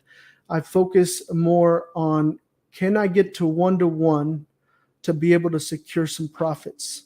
That 1 to 1 could be, it depends on what my stop would be. My stop is always going to be below the previous wick, right? So in this case, this candle, the previous candle's wick is right here, and that's where I put my stop. Putting my stops there shows me I'm risking about 12.7 pips. So that means my TP1 will be at 12.7. Even though my initial target level was higher than that, I moved it down to 12.7 for a 1 to 1 risk to reward, being able to secure some money, then adjusting and removing my risk by adjusting my stop loss to break even, and having a runner, right? So the runner could potentially earn me extra if it continues to the upside. But if it comes back down to the entry level, it will stop me out and I'll lose nothing and just gain a small profit. What I want you guys to understand is you should be focused on one of 4 outcomes, right? Which is you win big, you lose small, you break even, or you win small. But you never want to lose big, right? So whatever controls you have to put in place to mitigate that, that's how you should be developing your strategy. For me, I've done it this way because I know 80 to 90% of the time, I will get to that first target level before it comes to stop. And if I can accomplish that, that's all I need to know, right? Some of you guys are trading and you'll hit your first target level and will never adjust your stops to break even, and you'll see your trade go into profit and then see it come and hit your stop. Like if you see your trade in profits and you're still losing money, understand that everything that you're doing technically is correct, but you're not putting those additional controls in place to make sure you're securing profits. I just don't believe someone should lose any money if they ever see their trade go into profits. And I know there's going to be a lot of you guys, because I used to be like that. Like I would see my trades be in profits and never, like, I would have more losses than wins, right? So it would be frustrating. And we're actually about to come back and break even. Yeah, so broke even on this on the runner. I'm out on this. But this thing went up about, what is that, 20 pips? And like I said at the beginning of the stream, guys, I'm shooting for 15, 20 pips. There was your 20 pip move right there. We hit TP1, 1 to 1, went all the way up to 20 pips. You could have taken your money, taken your trade, jumped out if you wanted to. But at the bare minimum, you should have closed partials and adjusted your stops to break even. And that was a win. That was a win. If you're still in, I mean, that's up to you if you want to still be in there. I'm not in because it just stopped me out at break even. My runner. I'm just going to delete these alerts just because I'm no longer in this trade. And yeah, that was our win for the day. I'm going to stay on here with you guys. I have about 2 hours and 15 minutes left. And, if I see something worth taking, I will take it. I'm not going to force anything because technically today's a win. We're already profitable. We won yesterday. We won today. And it's looking lovely.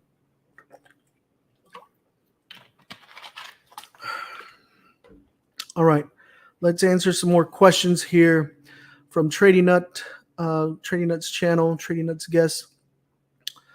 Let's see here. Do you think there will be another move for London? There could be. There could be. It could come back and do a small retest on the smaller levels. But don't try to chase a trade. Don't try to force a trade. Just be patient and watch price action, see what it does, and let it do its thing, and you react to that, right? Let's not try to predict the market here. I'm up $100. Congrats. Hello, hello. 1-to-1 and then adjust as I go. Awesome. Excuse me. Anyone knows some course for this trading thing? I will tell you guys, if you're completely new to trading, if you visit the link on the screen, linktree.ee/LordBanksFX, I do offer a free newbie mini course.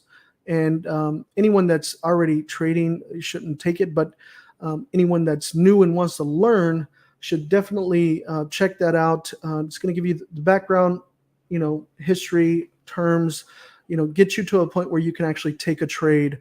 And maybe you can take that course and then on my next live stream, be able to join us on the trade and take the trade with us. So that's for all the newbies, and it is a free mini course. I think there's maybe 3, 4, or 5 modules in that, and really get you acclimated to what's going on, what we're doing here, right? Anyways, I never just put orders in and walk away. That's awesome. If that's what's working for you, that is great. What I do here in this strategy is exactly the same thing. It's 4 hours. I'm here for the session.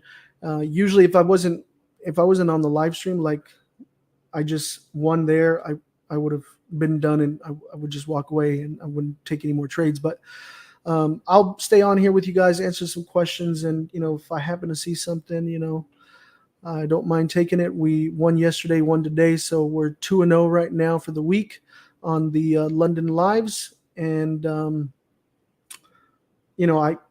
I can actually risk some of that if I wanted to, but it would be cutting into my profits, right? So I don't want to take anything too risky, unless I see a really nice setup. Let's see here. Do you call trades in VIP? I do send out trade ideas in there, and in the VIP, I don't want you guys to think about it as a signal room, because it's not really a signal. It's much more than that. But I do send trade ideas in there with entries and exits and target levels. And they're getting the trades that I'm trading throughout the day. These trades that I do on the live session for London, I don't send out to my VIP, because scalping is way too hard to send that out in Telegram. So usually in Telegram, they'll get my intraday and swings, and they'll get my New York, my indices, and the discussion is on in there, so you can ask questions. If you have questions with a setup, usually I'll send out a trade idea, and then I'll send out the chart with it, and people will ask questions about it, and I'll answer, and we'll move from there. Is your strategy purely based on price action alone? My analysis is based on price action. The strategy is really more about leveraging volume, pre-market and market open volume. So that is that. How many pips did you win on the trade? I think I closed partials at 15 pips, and I closed 80%. So I had a 20% runner that closed at break even. And this is why it's so important to trade this way, at least for me, guys, because look at this. If I wouldn't have taken partials and gambled and left my initial risk, look what's happening. I would be in drawdown right now, about 6-7 pips, halfway to my stop loss. You see that? Now, it could completely turn back around and keep going. But just look at what the price action is telling us. We have the sorry, TikTok. I keep like messing it up for you guys. You guys can't see the screen. But anyways, Jesus, you guys are going crazy on my Telegram. Oh my gosh. Chill out. How do I turn off? Oh my gosh.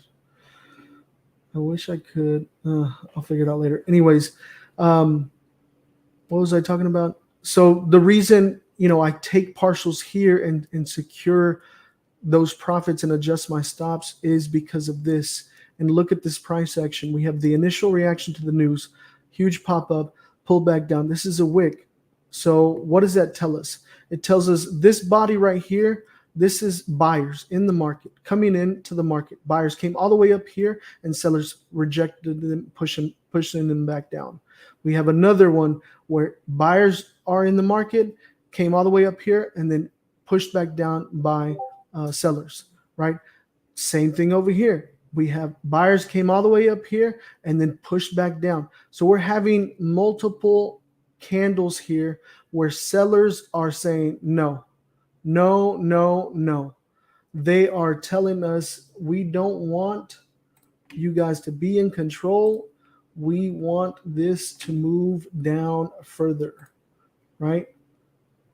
We have the control being pushed down by the sellers. Now look at this candle. We have about 6.5 minutes left. If this candle closes bearish engulfing, where it is breaking, it broke the low of this one. It's tested the low of the previous, the last two candles, right? So the last candle, it broke it, the low. The candle before that, it's already testing that low. If it engulfs both these candles, 3 of these candles, like we're going to come and test this level down here, this level of support, right? And if we look at it on a higher time frame, where's my, I don't want to show you guys the ones that I sent out for my learn and earn. So I'll just do the education one. GJ, and this was analysis that I had done on Sunday, right? So if we look at the 4 hour here and we look at this level here, you see the pressure here on the 4 hour of where this level gets rejected, this level gets rejected, this level gets rejected, and we continue to move down from this level. Now we're here again where it's pushed down now even lower. It's in this area.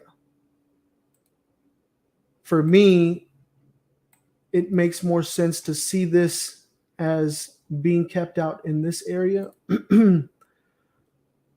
finding that rejection, finding the area where it wants to then push back down, especially after we've had this massive push to the upside in the anticipation of the news that was reported earlier today, and now only correcting that move. So maybe in New York, we'll begin to see this thing really move down. You see, and if you would have stayed in this thing, look at that. Your stops would have been hit. And honestly, guys, like doing this strategy, you saw how long this took. This was 15 minutes. In 15 minutes, we made our money and we jumped out and we're good to go. We're done for the day, right? I mean, we can be done for the day. You can keep trading if you want, depending on what your trading plan dictates, but that's going to be on you guys. Like I said, I can take an additional trade if I want to. I would only take an additional trade if it's a super, super nice setup.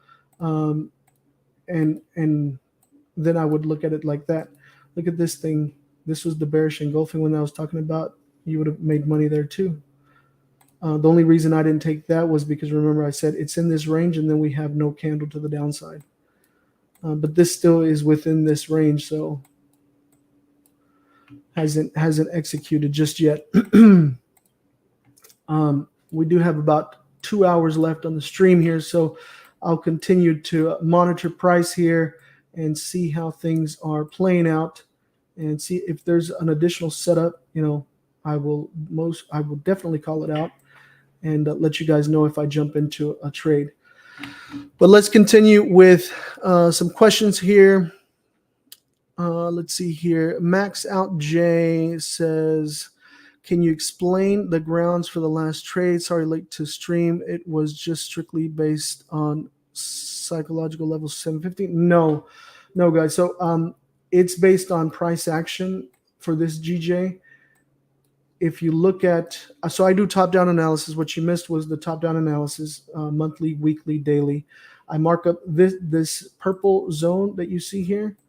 This purple zone is marked up on the 4 hour, and then on the 1 hour, I refine it. And it's essentially it's key levels, support, resistance, supply and demand, areas of interest, areas where there's multiple price reaction. Okay. So I determined from where the current price was, it was in that zone currently where you see to the left multiple times having price reaction. And then the bottom part was down here, the bottom zone. So after marking that up, I come down to the 1 hour and I identify from where current price was at. I start at midnight, right? So I started right here. When I jumped on, price was right here where my cursor is at. When I jumped on, it was right here. And then I look at the left and I see we've been ranging, which about 90% of the time when I jump on for London session, it will range during Asian. During Asian session, it will usually consolidate like this after the move that it made over here, which this move right here was during, this was actually going into Asian, ending New York, going into Asian, because New York session yesterday, well, actually, no, it was New York session. Right. Yeah. So New York session started right here yesterday, which is 7 a.m. Yeah. New York session was right here. And this was the pump up. Boom. Right. So if I was to block this off so you guys can see, oh, shit. Sorry about that. I just want to show you guys a couple things here so you guys can understand a couple of different things here. Okay, so let's see. 1,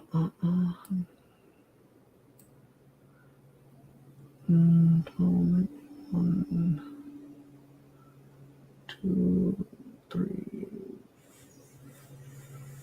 4. Okay. So this was New York session. See the push up? This could have been for the anticipation of the London news.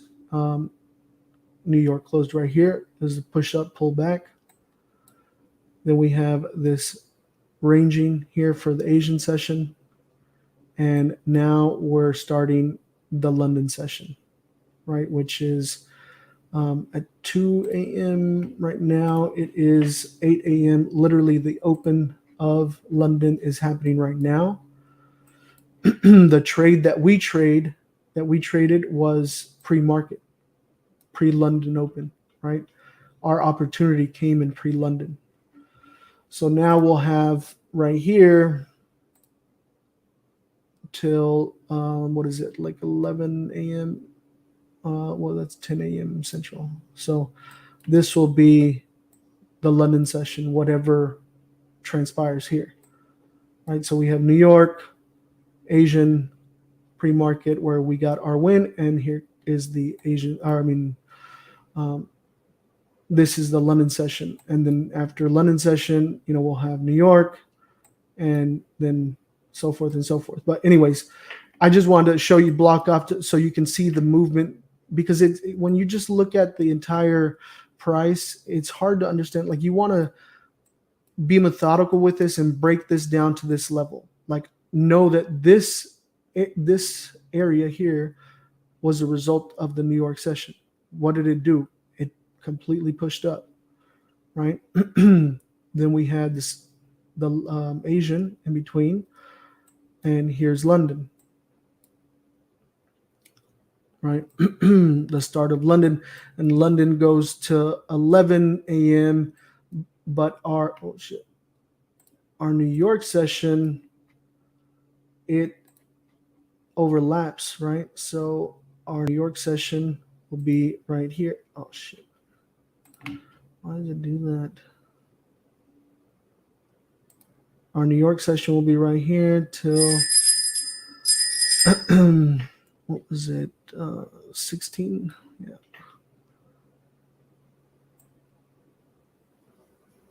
16, and I'll change the color of this to orange.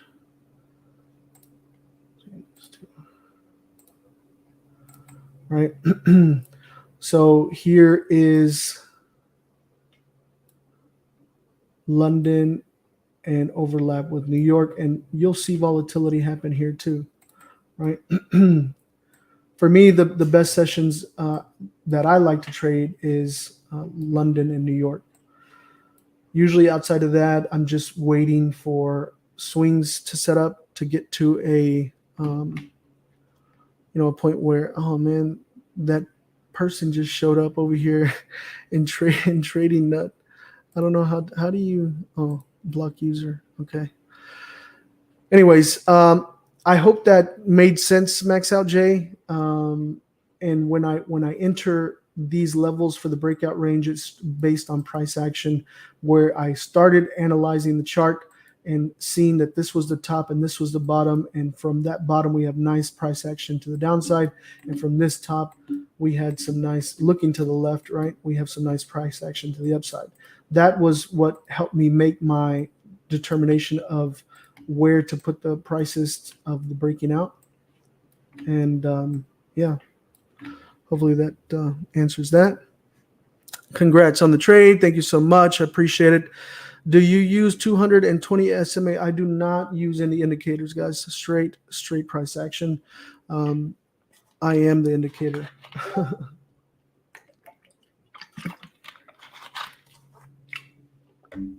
Oh, okay. Cool. I think I answered quite a bit of questions there for the Trading Nut people. And let me go to my stream comments and see what you guys have to say. Lamar Jackson, you should create a separate group for that, over the crypto thing. Am I too late? I didn't hear my notifications. Yeah, you are, but we already took our win, and it came back and closed at break even. So right now, just monitoring. And I'm going to turn this notification on. I don't know why it's still on. Just watching now to see how price action, moves about. If maybe if we can create a level of support with some nice price action to the left-hand side, I'll consider taking an additional trade.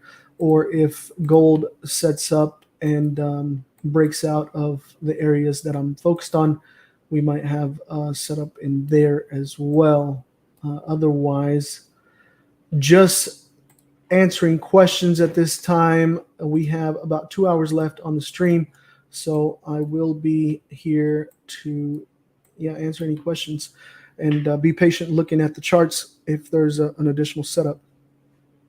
For those that are in my VIP, if you look at the chart that I sent you guys and see how it is respecting those levels that I marked up in the swing that I sent out, you can begin to see that it was an impulse move related to the news, with a wick, to the upside and no wick to the downside on the hourly, and seeing that rejection beginning to fall back down. So we capitalized here in the London session on the push up, being able to hedge that position and take some profits from that. And now our actual setup will be coming into profit here shortly. I'm not going to pull that up on the screen because I think it's kind of unfair if I'm sharing the VIP trades that, you know, VIP pays for VIP. So, yeah, no. Yeah, that's funny. Yeah.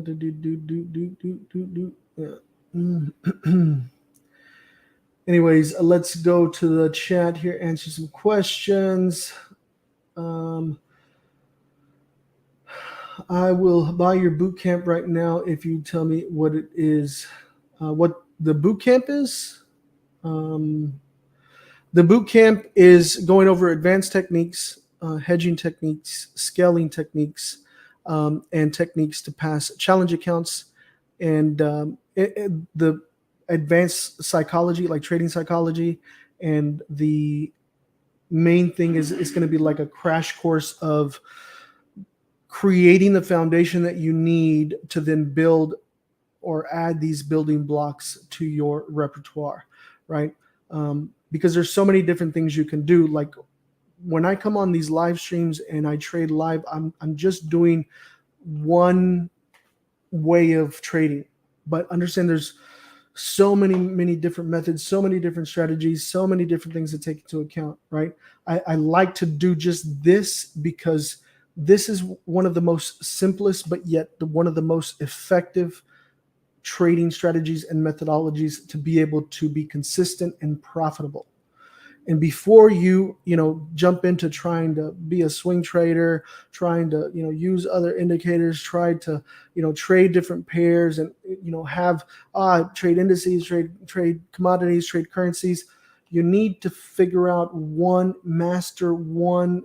And I don't even want to say master, because at the end of the day, you're always going to be a student of the game, but getting to a point where you have one that is consistent and profitable.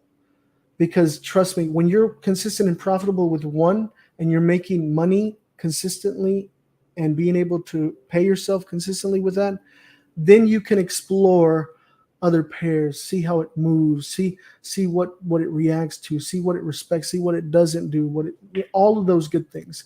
But you can't try to juggle both if you're not consistent and profitable with one, simply because the rules and the things that you should follow for that trading strategy and that plan start leaking into those other things. And then you're like, oh wait, but this, and oh wait, but that. You can't do that. Like, that is where people start crossing their lines and get confused, lose their confidence, freeze up, not being able to execute a trade, jump in on a buy or sell, and then realizing, oh, they were right and they miss out on that. That causes so much frustration, and what that does for your emotions and your psychology is the worst, the absolute worst, and I don't recommend that. So what I would say is focus on one thing, one pair, just to get consistent and profitable. But my boot camp will teach you guys those advanced techniques that I don't do in the lives, or I don't really have anywhere else where I've put that. But I'm going to go over this in the boot camp. That's the whole reason for the boot camp, because I had a lot of people. I have a service that I offer where I'm passing challenge accounts for my members. It is a paid service. So before everyone's like, oh, do mine. It's a paid service where people pay me to pass their challenge accounts. And when I do that, there's different trades that I hadn't sent out within my VIP. And the reason for it is I'm not gatekeeping or holding out. The reason is because when I'm doing those things, it's too quickly, and I can't send those type of things out. Like I'm actively managing a trade where I'm adding hedging, scaling in positions, all of those good things. And for me, honestly, like, I don't want to send out into the VIP those things, because it's easy for someone that is just now getting on the path of being consistent and profitable to skew off that path when they get overconfident and start over leveraging and start adding multiple positions and not having an actual plan based off rules and things that, are in place to mitigate additional risk, less risk, removing risk, adding risk, offsetting positions, hedging, all of those good things.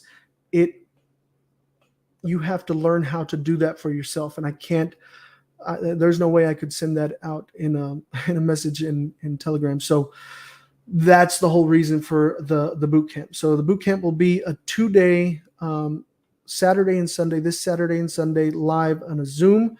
It's only limited spots because I have limited spots in the Zoom, and whoever purchases and participates in the boot camp, if you can't make the Zoom, don't worry, because it will be recorded and available to you guys 48 hours after. I'm not going to sell the recording after, so if you don't join the boot camp, you won't have access to it. Only the people that purchase the boot camp will have access to the recording. So that is that. I will say, if you're thinking about purchasing the boot camp, I do still have the promo pack that is available, which includes access to the boot camp. And I'm only mentioning this, not trying to plug the promo pack, but I'm 100% sure that people are going to buy the boot camp and then reach out to me and be like, oh, I didn't know you had that promo. Can I upgrade to this? Blah, blah, blah, blah, blah.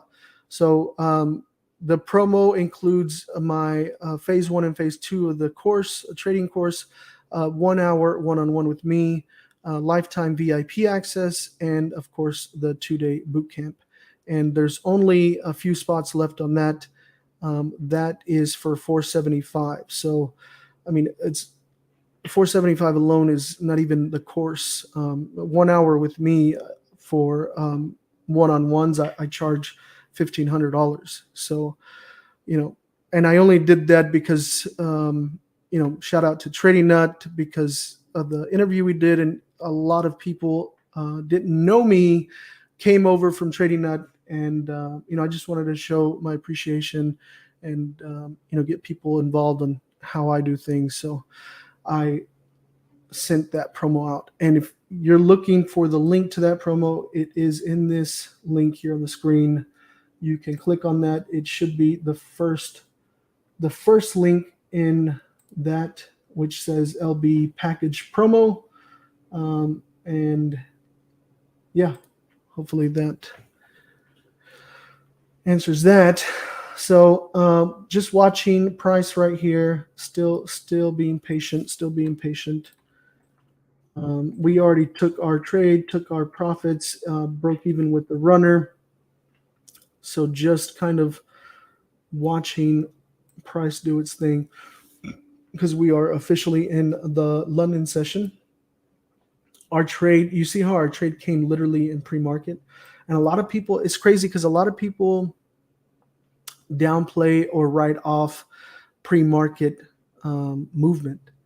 And honestly, I'm going to tell you guys, like, I would say anywhere from 40 to 60% of my trades on my lives and London session and wins are coming in pre-market. Like you guys saw how quick that was. Like, who wants to trade all day? Like this was 15 minutes and I'm done. Like, I'm good to go. Money has been made. Now, that's why people ask me, like, how do you manage to work on all your other businesses and stuff? Like, trading 15 minutes a day. Everything else I have alerts for. So, I'll get an alert sent to my mobile app, TradingView, or on my iPad, and I'll look at the price action, and I already have a setup in mind, just waiting for price to do what I'm theorizing, right? Anyways, I got off track there because D Trill was asking about the boot camp. So I updated that. Gold dropped quite nicely, even if within that range. Yep, it did. But it's, for me, I can trade the range, but it's a specific strategy. And that strategy, I won't trade live because it's an advanced technique. I'm only trading live this strategy because it's simple and effective, right? I have like maybe 15 different strategies for different things. Some are specific to pairs, some are specific to days, some are specific to months, some are specific to phases, patterns, prices. Like there's so many things. Like once you have, trust me, once you're profitable and consistent with one, that's like automated. You just do that all the time. And then you can actually start developing more things, because you'll get excited and intrigued by the market and the way it moves, and you start looking at different things and wanting to understand different pairs and stuff, and which is fine. But like I said, I recommend figuring out how to be consistent and profitable with one first, and then move from there. But up to you guys. Like I said, I'm only here sharing my own experiences and what I'm doing. Like I'm not here to tell you guys what to do. Like at the end of the day, if you're doing what you're doing and you're profitable and consistent and making money, dude, by all means, please, brother, keep making that money. Like that's what we're all here for. We're here to be great traders. We're here to make some money. We're here just to focus on getting better, making this either a supplemental income or having it, replace your current income, or, retiring yourself. Like the things I've been able to do with this opportunity, being able to come into the market and pull money out of the market. Like, I mean, it's changed everything for me, so anyways, do what you're going to do. If whatever you're doing is working for you, keep doing that. Woke up early and made some profit with you. Have a good day, Chief. Awesome. Congratulations, brother. DeadNet, you spoke of capital protection. That has helped me today. Did 1-to-1 and break even. I would have lost 1%, but I already gained 2% for the day. Nice. You see, that's what I'm talking about. Like you realizing that without doing what I just showcased would have resulted in a loss, and we made it a win, should just solidify everything you need to know about where you are in your trading journey. What that means for you is that you can be a winner. Now, what do you have to do for that to continue? Is be disciplined enough to follow the rules, follow the strategy, follow exactly how you're supposed to execute. Be methodical. If you go back and look at any of my old lives, I do the exact same thing every single time. I don't change. I just keep doing the same thing. Top-down analysis, no indicators. I do my monthly, weekly, daily, zones on the 4-hour, refine on the 1-hour, range in the 15-minute, set up my alerts. I'm patient. I wait for it to execute, and I execute. And I'm not going to sit here and say all of them are wins. There are some losses in there, and that's okay. Be okay with that. Understand L's are part of the game, okay? You're not going to win 100%, but if you mitigate appropriately, you have appropriate risk management, and you're focused on being methodical with the strategy, following the rules, and being disciplined, you will be profitable. Okay? But congratulations, brother. I'm happy for you. Geraldo fake out on gold 30-minute. I don't trade it on the 30-minute. I trade it on the 15-minute, and it's in a massive range right now. So I have alerts if it breaks out of that range, and I haven't got the alert on the screen. So not going to even look at that, to be honest. Chris says 3 a.m. is going to fall. Yeah, it could.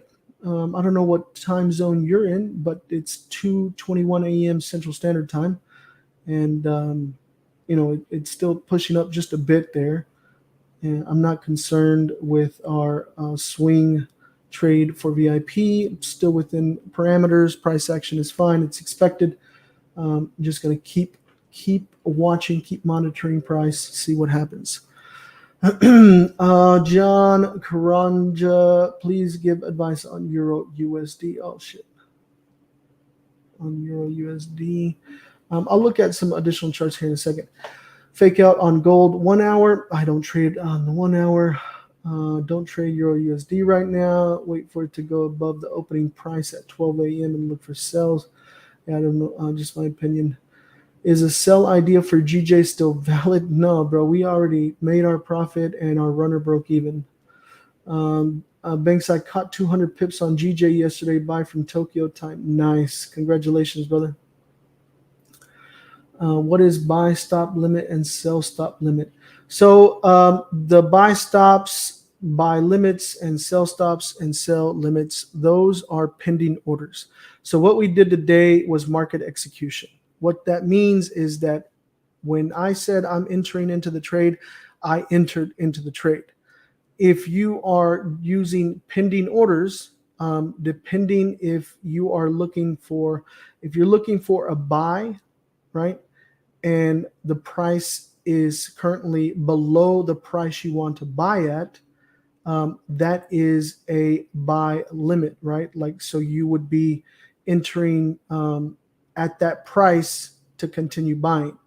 A buy stop would be if I'm going to place a pending order below where the current price is to buy, meaning that I want price to come down to that price, then trigger a buy, and I expect it to then continue back to the upside.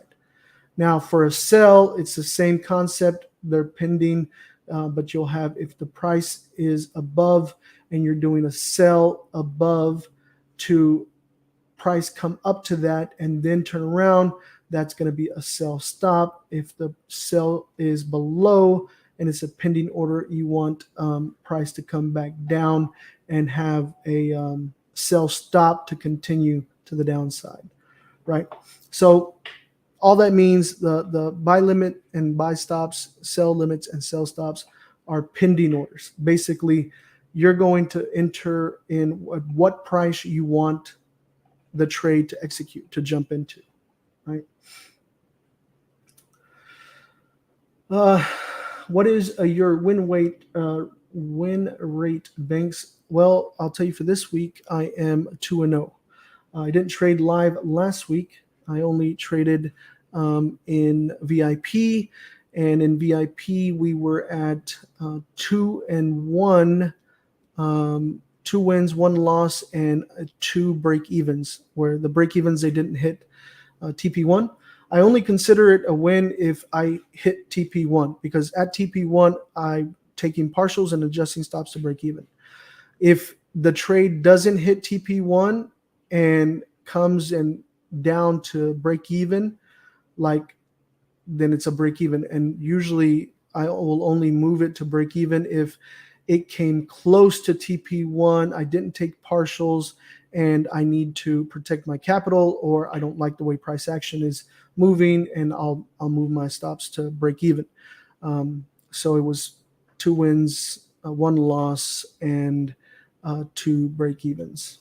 But for this week, we're looking at this week, I'm at 100% win rate right now, which, like I said, I don't want to advertise that because that's not reality. Okay, it's 100% right now, but it's just this week. I've had losses this month already. Like I said, last week I had a loss for my VIP. In my VIP, I won 1. I've only sent out 2 trades to VIP this week. I only trade Tuesday, Wednesday, Thursday, and the first trade hit TP1 and then break even. And right now we're currently in an active swing trade that is in drawdown, but hasn't hit stop, and it has not hit TP1. So right now I'm just 1-0 on VIP and 2-0 on London live sessions. I count them separately just because I have separate accounts. So I don't count them together, I guess you could say. Anyways, but I mean, you can do the math from there for what you want to do. Are you in a buy? No, I'm not in a buy. I already made my money. I'm just watching price action, seeing what is developing here.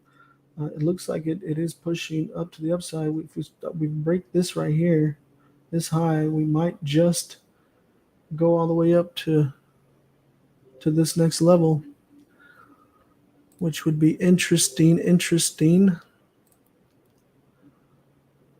All right. Yeah, I think there's only 4 spots left for the promo package with the course and the boot camp and the VIP lifetime and the one-on-one. Yeah, so there's like 4 or 5 spots left. Whenever the spots fill up, the link won't work anymore, so you don't have to ask me. I'm sold. You're the man. Bootcamp purchase. Let's go. Awesome. See you there, brother. Watch for that GJ drop. Never mind. 162830 sell. 162895 sell. In my opinion. Yeah, I don't know. I'm not.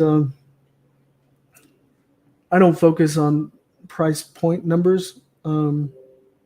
Understand, like, at the same time, there's going to be variances with brokers in the price for spreads and, whatever liquidity provider they're using. There could be small variances in the actual price and the numbers. So let's see here. Oh, sorry, guys. I'm trying to go through the comments here. Yeah, there you go, Frederick. We react to price and not predict. Exactly. How much for passing the challenges? The info is in the link. If you go to the free Telegram, in the free Telegram, there is a pricing like menu. I'm not going to go over all that right now because it depends on what account size you use and all that good stuff. So if you're looking for that, that is in there. And what I'll do is I'll go ahead and pin it. Oh, well, no, actually, I have the free private group pin, so I'll just send it out.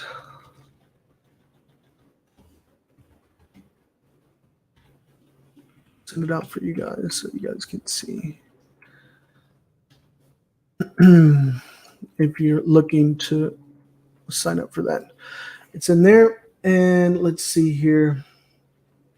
Keep watching. Should take out that high at 162.88. Yeah, I mean, that definitely did.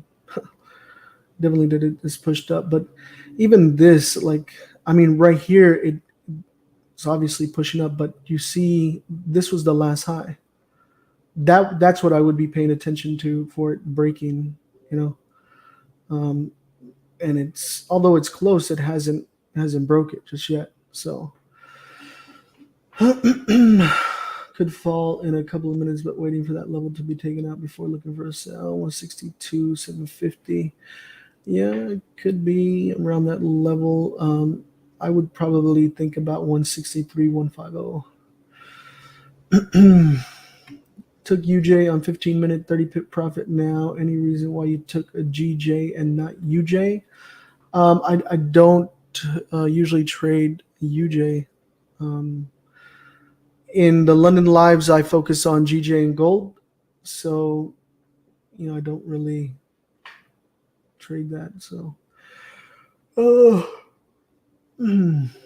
I still believe it'll fall. Possible during New York, though. Yeah, that's what I was saying.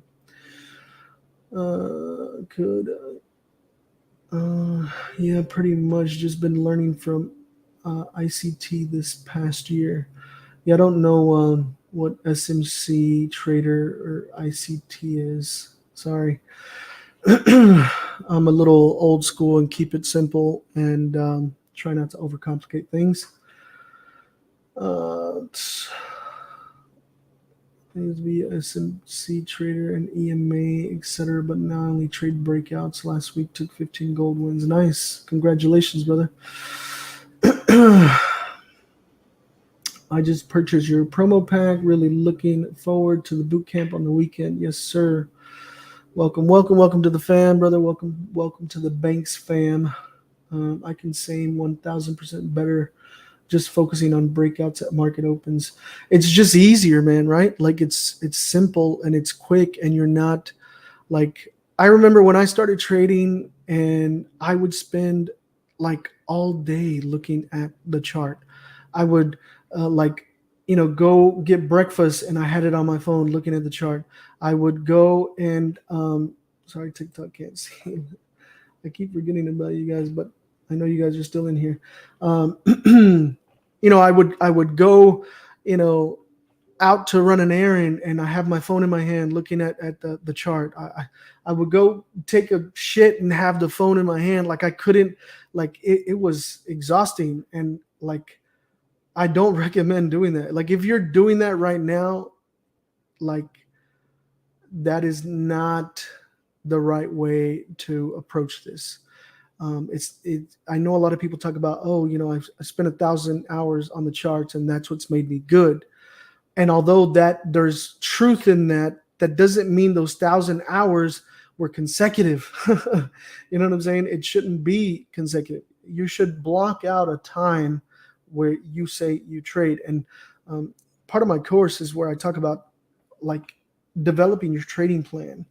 Most people are just like, oh, I'm gonna look at this pair. I'm gonna look at these pairs and look at a level and buy or sell based on this and this indicator. But in your trading plan, it should also dictate when you're trading, like how long you're trading for, right? Like when I come on here, you guys were asking, oh, how long? I'm here till 4 a.m., right? Because that is my blocked up. That's my trading plan. Part of my strategy is that I'm only trading that time frame. And we'll even have times where we're trading that time frame and we don't get a setup. A setup doesn't execute, doesn't trigger.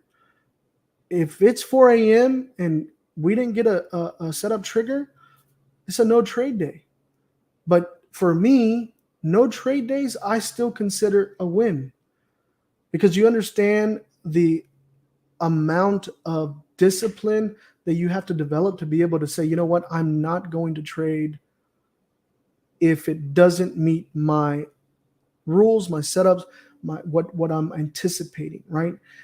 A lot of people are overzealous and they're like, they can't help themselves. They want to take a trade no matter what, right? And you'll end up forcing a trade. You'll end up forcing analysis. You'll end up trading with emotion because you want to take a trade, whether it's because you need to make money, rent's coming up, all that good stuff.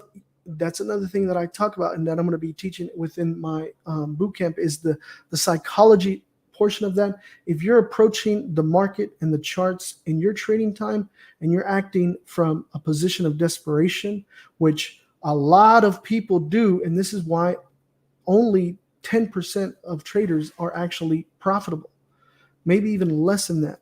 Because the thing is that people come into this industry because they see it as an easy way to make a lot of money, and that's not true. They come into it with their last few dollars and I need to flip this, I need to make it big. And what does that do?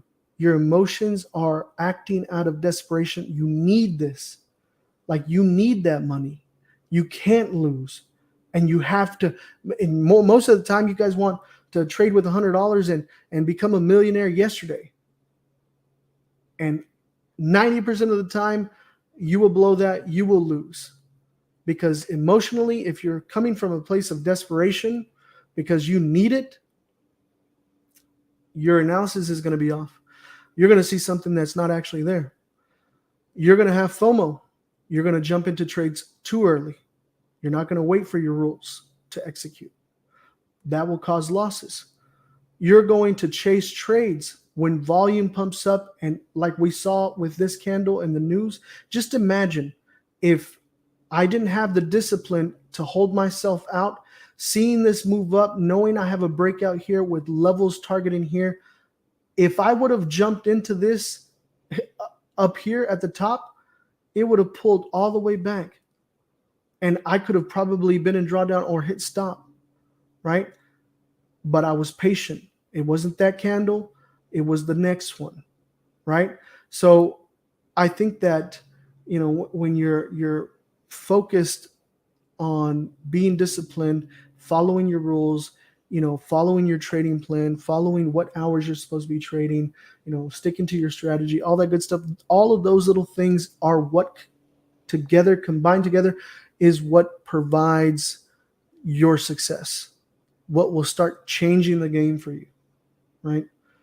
And I mean, I hope you guys are, taking this information and running with it, because these things that I'm talking about right now is what most people don't talk about, and which is super, super, super undervalued and underestimated, because it all starts with the mind.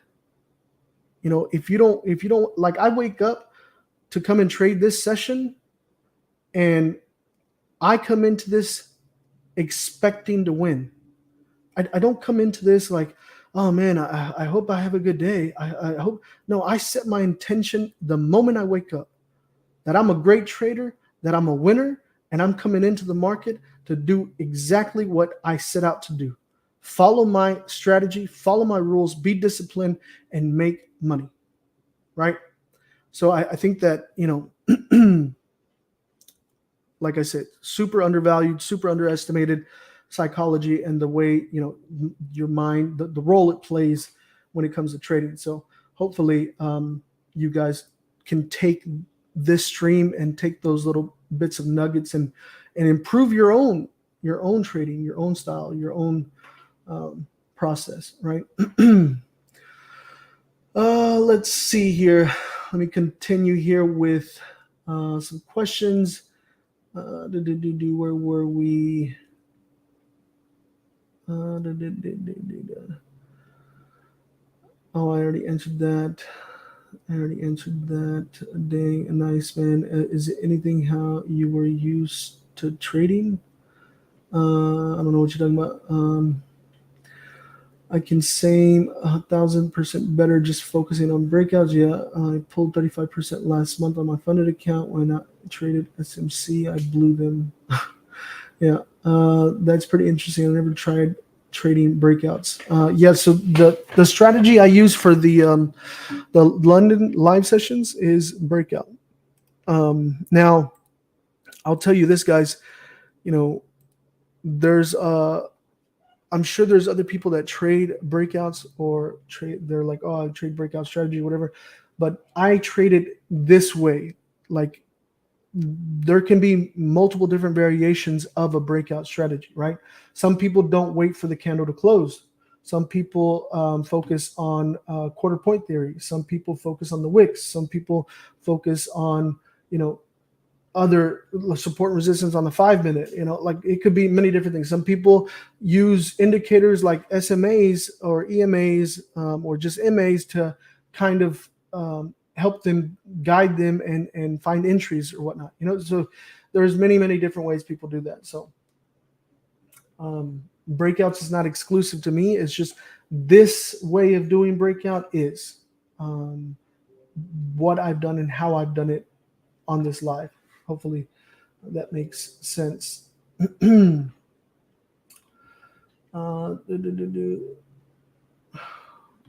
Let's see here. That is truth, Bankz. I used to sit in front of my PC all day. Now I just trade Asia, breakout in London, then ride motocross all day.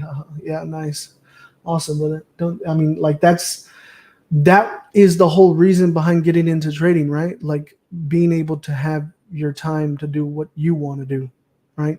Can I took a buy on GJ? I mean, I would not be entering a trade rate. Like, based on what? Like, just because you see this candle that pushed up and this candle pushed up, like, you should have a whole setup before you think about taking trades, a reason why, not just asking, can I take this? Can I buy or sell? You're being lazy. There's no effort in that. Come on, like, you got to I mean, give me a price point and tell me what you're looking at, and maybe I can give you some feedback. But otherwise, I don't know what to tell you. Thank you. First time here. You have a new follower. Hey, thank you so much. I appreciate the love. Thanks for following. Thanks for joining the stream and becoming part of the familia, part of the Bankz fam. Can we send charts? You trade like Daniel Savage. I don't know if I trade like Daniel Savage. I'm pretty sure he uses indicators. Can we send charts yet? You can send the chart in here, but only don't send the whole link. You should only send, like, for example, if you're looking at this, click on your click on the camera and then click on open image and new tab, and then just copy what comes after the .com, and then send out, or in the comments you can paste that in there like that, like I just pasted, and then you can send that, and I can pull it up in here. But I'm going to pull it up on a separate screen before I pull it up on the live, because last time I did that, some of you guys wanted to be funny and send inappropriate drawings on those. Look at GJ. She is pushing. She is pushing. Anyways, you and GJ, I'm not. I already took my profits with that. Yeah, so I'm not.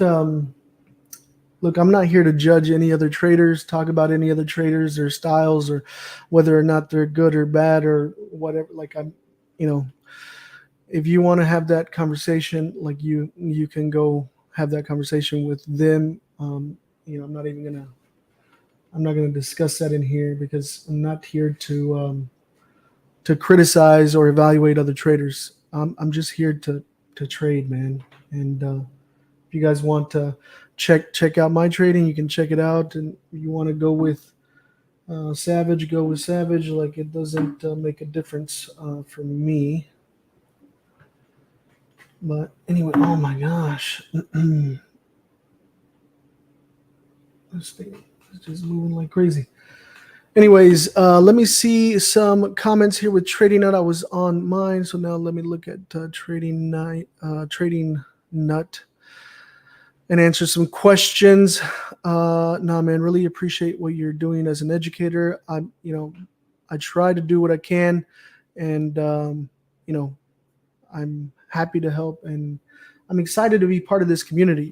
I just feel like I witnessed a lot of things that I felt were wrong, or gave the community a wrong, like tainting the community, and not to say like, oh, I'm here to, be the best person in this community. I wanted to see something different, and really it all started because I was bored, and then everything that I have and I offer is because people asked this of me.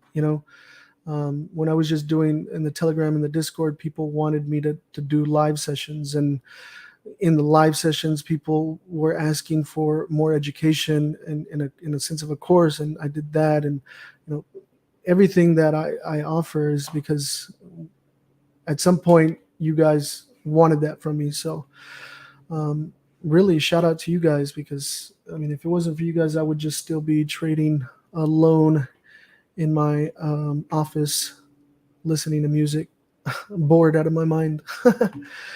Buy GJ now, you think? No, I wouldn't buy it right now. Sorry, sir. Is it SMC ICT? No, I don't know what SMC or ICT is, guys. I don't know what that is. Like, you guys keep asking me that. Um, let's see. Answering question here. Buzzbear. In your boot camp, do you go over hedging? Yes, I will be going over hedging. Hedging is part of the advanced techniques that I will be discussing and talking about. So, let's see here. Ignore them. 1 minute 163 cross. What? I don't know what that is. Let's go, Lord Bankz. Appreciate it. Appreciate the love, guys. Appreciate the support. The guidance you're giving us, what is it? Pugsley Lovejoy. The guidance you're giving us is invaluable. Thank you for sharing. Hey, thank you so much. I appreciate it. Let's see here. Darian Allen, what's your take on one-to-one risk reward? I was taught anything less than 1 to 2 is not worth trading. Understand this, guys. So you if you were here from the beginning of the stream, I took partials at 1-to-1 and adjusted my stops to break even at 1-to-1. Okay. The people that talk about anything less than 1 to 2 is not worth trading. You have to be minimum 1 to 3. Understand that is valid for their strategy. Their strategy is more than likely leveraging the risk to reward angle of things. The probability that they're leveraging is that they will win enough at the 2, 3, 4, 5, 10, 12 risk to reward to offset the losses. Okay. But those people often will have a lower win rate. Okay. So the people that are focused on leveraging the probability based on a higher risk to reward are people that more than likely will have a lower win rate. They may only win 20, 30% of the time because those 2, 3 trades that they win out of 10 trades, let's say out of 10 trades, they lose 7 to 8 of them. Okay. But the 2 to 3 that they win, because they're at 3, 4, 5 risk to reward, it makes up for the loss and creates the profit, right? I don't trade like that. I'm not focused on angling and my approach to the market is not focused on the probability of I'm going to lose more than I win. The probability that I'm angled on and the perspective that I'm angled on is that I will win 60 to 80% of the time, right? Well, really more like 40 to 80% of the time, right? Because for me, my win comes at TP1. At TP1, I'm taking partials. I'm adjusting my stops to break even. I've secured profit. So my win rate is a lot higher than most, but I'm not taking 1 to 3, 1 to 4, 1 to 5, 1 to 10 risk to reward. Now, not to say that I don't have trades like that, because part of my swing strategy, I do. And those I send out in my VIP. But what you see here in the live, I'm taking 1-to-1. I made money, but I can win about 7 to 8 out of 10 trades doing this strategy and having a small win, then rather than, oh, I'm lost percent, and I only win 3 to 4, but those 3 to 4 are higher risk to rewards, and more than likely those higher risk to rewards are longer term trades where they're intraday or swing trades because of the amount of movement it requires, right? And there's no right or wrong to this, guys. There's so many ways to slice this pie, right? If you are better, if you as a person, your personality is more like susceptible to be in a groove that you're okay holding a trade long term or extended amount of time and are okay seeing it in drawdown, then you can be a swing trader, right? You can look for those 1 to 3, 4, 5, 6, 7, 8. I've seen some that are 1 to 20, 1 to 12, whatever. That can work for you. Now, if you don't like to see drawdown, if you don't like to be in a trade for a long time, then maybe scalping is for you. right? So, like I said, there's many different ways to slice that pie. And, just because someone told you anything less than 1 to 2 is not worth trading doesn't mean that that style is right for you. It may not be worth trading for that person's style, the way they are trading. Understand this: trading is a blank canvas. You come up with the rules. It's your responsibility to figure out the parameters, figure out your strategy, and be disciplined enough to follow your rules, right? So that's what I'll say to that, Darian. You have a new follower. What? Edgar, you have a new follower here as well. Awesome. Thanks. Thank you. And welcome to the family. Let's see here. Dylan Thomas Prowse, I just want to say thank you for the advice. I'm really inspired by you. I appreciate it. Thank you for joining. Dylan, what book did you say that you read to do with psychology? Okay, so the book that I recommend, and really it's the only book that I recommend in my journey. I've only read 2 books, and the first book was Naked Forex by Walter Peters. And really, I mean, it's only a couple of sections within that book that I would recommend, but it got me on the path of understanding price action, right? Understanding, naked charts, right? So that's the first book. The second book, super, like, I highly recommend. I've read it about 10 times and maybe listened to it about another 20 times. Okay. I have it on audio. The book is Trading in the Zone by Mark Douglas. Okay. And I'm going to tell you ahead of time, like, the book itself has nothing to do with trading, like the technical side of what you're doing and actually trading itself. Okay. It has everything to do with your mind and the way you view and approach the markets mentally from a mindset perspective.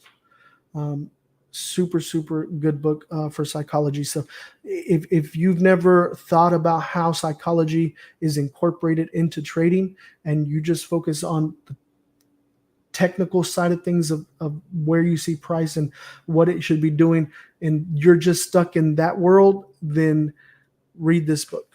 Highly recommend. Let's see here. Max out J, that's what happened on GJ 163.0 is a psych level. Yep. That's another example of trading psychology. Let's see here. Red Scar Silva, how to change my volume size, which mental behavior I need. My system works, but I use small volume. When I decide to raise the volume to the start until the finishing, my mind is locked in that trade. Your lot sizing shouldn't be something you're processing with emotion. Your lot sizing should be directly relevant to your risk management. What is your percentage that you are losing? By de facto, if you are scaling the account, if you're risking 1%, 1% of $1,000 account and 1% of $100,000 account is completely different. Your lot size will gradually increase over time when you're scaling and you're being disciplined to follow your risk management, being disciplined and being consistent to do so, right? Let's see here. Pugsley Lovejoy, how do you decide how many pips to set your initial stop so you are not getting stopped out? I set my stops to the previous, for this strategy, under the previous wick if I'm buying, and above the previous wick if I'm selling. So, like, for example, I entered this trade here, right? And I put my stops below this previous candle on the 15-minute chart, previous candle below that wick, right? So if I would have entered here, my stops would be below here, right? Because I'm waiting for this candle. It closed. I enter here. I would put my stops below there, right? And my 1-to-1 is always going to be measured based on what was my risk. So if I'm risking 20 pips, my take profit one is 1-to-1. Now if my first target level that I've marked up is less than 1-to-1, then I more than likely won't take that trade unless I see price action showing me that it's doing a pullback to where then I can enter it on the pullback. But that is also an advanced technique, and I don't like to do it on the lives because it doesn't help people. It especially if you're not aware of how to execute those advanced techniques. Also something that I will be going over in my boot camp this weekend. Are you still in this trade? No, I'm not. Let's see here. Dylan Thomas Prowse, how do I become a VIP or member to Lord Bankz? If you go to the link on the screen, guys, you will find access to all of the products and services that I offer. Within that link as well, you will find the link to my Discord, which is absolutely free. You will find access to a newbie mini course, which is absolutely free. You will find access to my Telegram, free Telegram, which is free. And there are some services there that are available, which are paid services for the VIP or the package promo or just the boot camp if you want that. That's available in the links. So just go visit the link on the screen, the linktree.ee/LordBanksFX, and it will take you to all of the available options. Okay. Moon Gang says, well said, man. Appreciate it. Jay, hi. Which are the best session to trade? That is a very subjective question. It's going to depend on you, right? I don't know where you are in the world. I don't know what your schedule looks like. I don't know what your risk appetite looks like. I don't know what pairs you're looking at. I don't know what your situation is. So I can't answer which session is the best to trade because it doesn't matter. You need to, part of your trading plan should dictate which session is best for you. And I wouldn't try to trade a session based off of everybody says this is the best session to trade. I would trade a session based off of when can you set that time aside to trade. And I say that because I know most of you guys are probably not full-time traders, right? So most of you, like if you're in the US, New York session, most of you guys are at jobs, right? If you're in London, most of you guys are at jobs right now. You know what I'm saying? So like figure that out for you, what works best for you, what your schedule looks like for you, and then build around that. Okay. Great live. Thank you. Appreciate it. Much love. Can you give us a step-by-step breakdown of your strategy? Apex or Afex 96. If you go look at my past lives, when I start the lives, I do top-down analysis. Like you see the breakdown. Just keep watching those. And every single live, it's the same strategy. So if you want repetition, you want to learn the strategy, you can definitely check that out. I do have it on my in the course that I have. I offer that like a different type of breakdown, but just go look at the lives and you'll be able to pick it up. You're a great salesman. Thanks, man. I'm not trying to sell anything. What setup you use on your daily trading? Well, this strategy here, I do this daily, the London. For New York, I use a different strategy. I scalp US 30, and I also have like a intraday type of strategy for US 30. And let's see, Javane, the greatest, enjoying the live. Appreciate it, brother. Appreciate it. Let's see here. Buzzberry. In your boot camps, do you go over hedging? This is going to be my first boot camp, guys, this weekend. But yes, I will be going over hedging, which is an advanced technique, which will be part of the boot camp. I don't really want to keep talking about those. Let's talk about, if you have questions over services and stuff, DM me on Instagram, because I'm not trying to use this time to promote anything. I'm Trading Nuts guest, and we took a trade, we won, we did awesome, and I just want to I'll answer trading questions and stuff. So like I said, the link is on the screen for anything you want to access. Including my Instagram is linked in there at the bottom. And if you have questions on services and whatnot, you guys can DM me.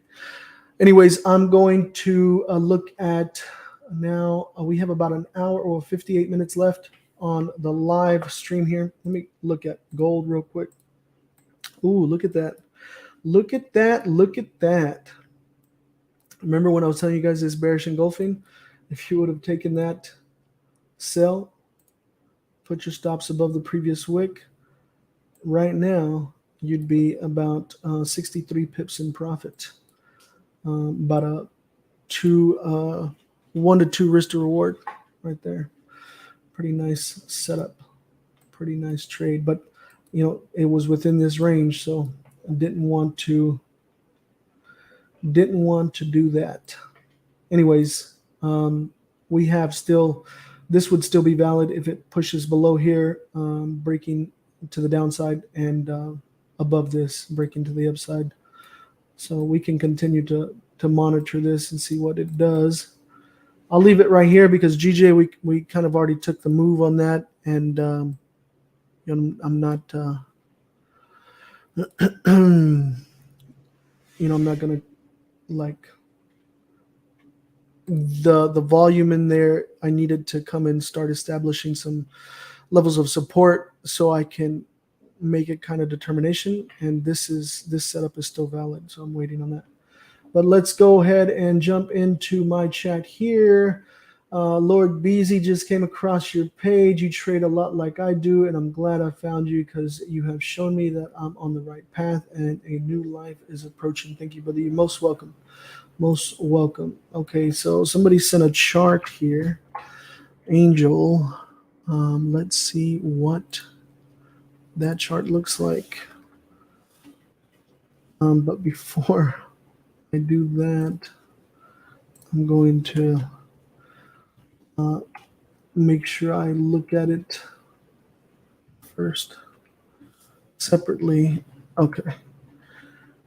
So it is a decent chart. It's not inappropriate. All right, so swing trade idea. He's looking at US 30, looking at what is this based off of what time frame is this on?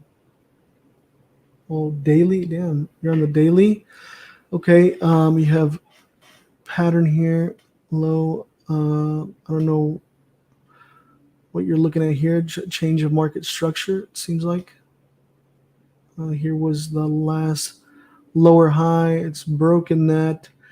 Enter to sell because US 30, because it's overbought on daily and 4 hour.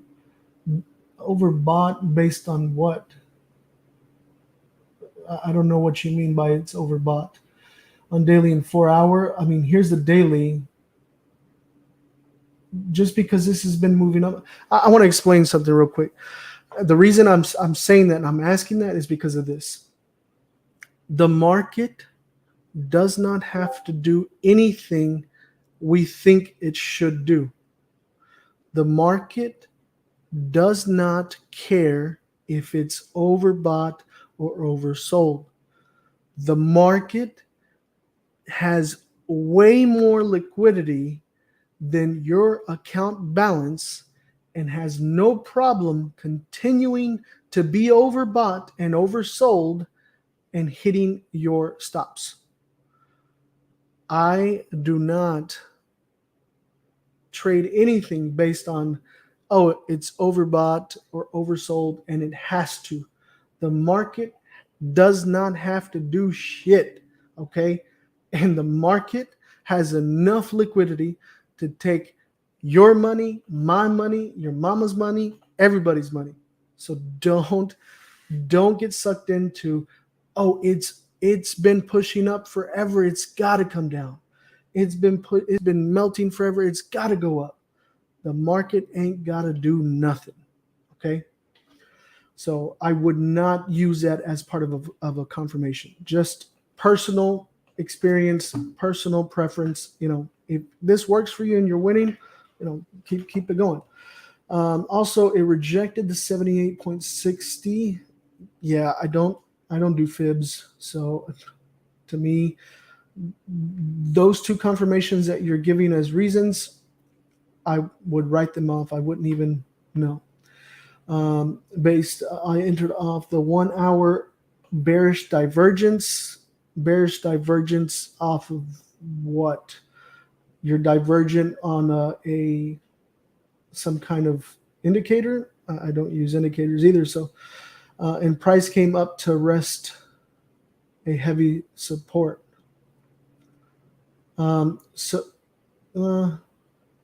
So it came up to rest a heavy support. I mean, support it wouldn't come up to support. It would come up to, I'm assuming you meant resistance, like maybe this zone right here you're talking about. I think you might have maybe some work to do with your confirmations. Just my humble opinion. I'm not trying to make anyone feel bad or nothing, but that's just what I think about that. Gold is pushing down, but I just don't like this price action with no wick to the downside. But damn, that would have been a nice sell if we would have taken that up here. See, there's no wick to the upside there. So because there's no wick on this candle, I don't like that in the candle that's going to break, where I'm going to enter off the break of that or the close of that candle. I don't like if there's no wick to the other side, because to me, it makes me feel like it's an impulse move that will pull back initially because of the impulse. So I'm still watching that, being patient, see what it is. Frederick Pick Bankz, you are the best. I appreciate it, brother. SMC is smart money concept. ICT is institutional, I believe. Yeah, I think they're just rebranding, older strategies that have been around forever. I've never seen or don't know what that is. But what's funny is that a lot of people come in talking about that in my lives and the things that I put out, and it's crazy how I've never seen or heard about that, but yet I'm doing similar things, or people will reference it. To me, it just means like it's just been a repackaged, rebranded product that someone is spewing off to sell as the new and improved thing to buy in this industry, which is why people are scared away of and believing this is something that can actually work for them. Anyways, CJ finally EU hit TP1. Nice. Congratulations. Let's hear the horns for CJ. If you're in the private LBFX member setups Telegram, it is a free Telegram where I have added only approved admins and members of my community that have proven themselves to be able to analyze charts and be consistent and profitable are sending out setups. Right now it's just CJ. So congrats to CJ on that, making that money for the family. Much appreciated. Let's see here. Pangles, please check USD CAD, sir. Can come down because I sell. Bro, if you're in a trade and you need someone else to look at the trade to give you confirmation, you probably should not have taken that trade. I'm just saying, man, that you should never take a trade that you lack that kind of confidence in. It's just not. It's not sustainable. It's not the way you're going to be consistent and profitable, man. Sorry. I also do 1-to-1, but my win rate pretty juicy. Yeah. I think one of the last times I calculated my win rate, I was like at 88% or something like that. I literally come to the stream just to hang out because I like the way you speak and the mindset. I appreciate it, brother. Good morning, new here from South Africa. Welcome, welcome. Guys, please don't spam the chat, guys. You know, I'm trying to get to the get to you guys, but if you're like spamming same thing, I'm not going to be giving you guys attention to that. Like, that's inconsiderate of the others, guys. Will you go over the US 30 scalping strategy in the boot camp? Yes, I will. I'm going to show you guys a couple of like tips and cheat codes for that to help you guys be able to do that for yourself. What pairs do you trade? On the London session, I focus on gold and GJ, but I trade currency, commodities, and indices. So, yeah. I won't trade indices during London session because I have a specific strategy for that.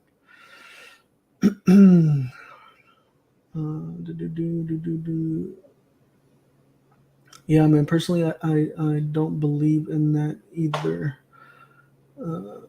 Hey, Bankz, can you please show us how you break down indices?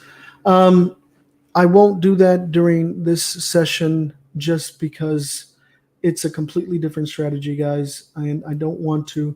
I'm trying to be consistent, and by showing you guys my actions of doing what I'm preaching here, sticking to this strategy, sticking to this methodology. So I'm not going to go into detail and start breaking down a different strategy because I want you guys to just soak up the information for the one that I'm showcasing today during the live stream. So sorry about that, but I don't want to cause confusion, end up making things worse. Let's see here. Erkan, I'm in the trading nut now. Erkan, this man passed my. Oh yeah, what up, brother? What up? What up? What up? You're welcome. Yeah. Let's see here. Can you talk a little bit? Can you? Pugsley Lovejoy, can you talk a little bit about how you look at higher time frames while trading the 15-minute chart? So I do top-down analysis, and I start at the monthly because I want to understand overall direction, long-term direction of where the price is currently at. I want to also be able to establish what phase is that pair at, like what phase that pair is in, right? What is it ranging? Is it on an uptrend? Is it on a downtrend?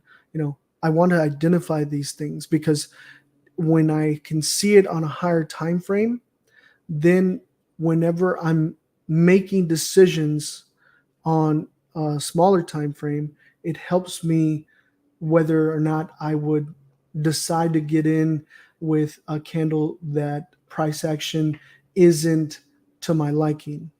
If it's not to my liking, but I understand overall trend is in a certain direction, then I may be okay taking that, right? Like it helps me make those minute decisions in the moment, which is the active trade management portion of things, right?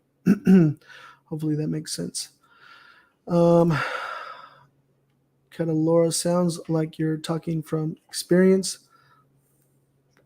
Yeah, I mean, I've been trading since 2014, so I know there's people that have been trading much longer than me.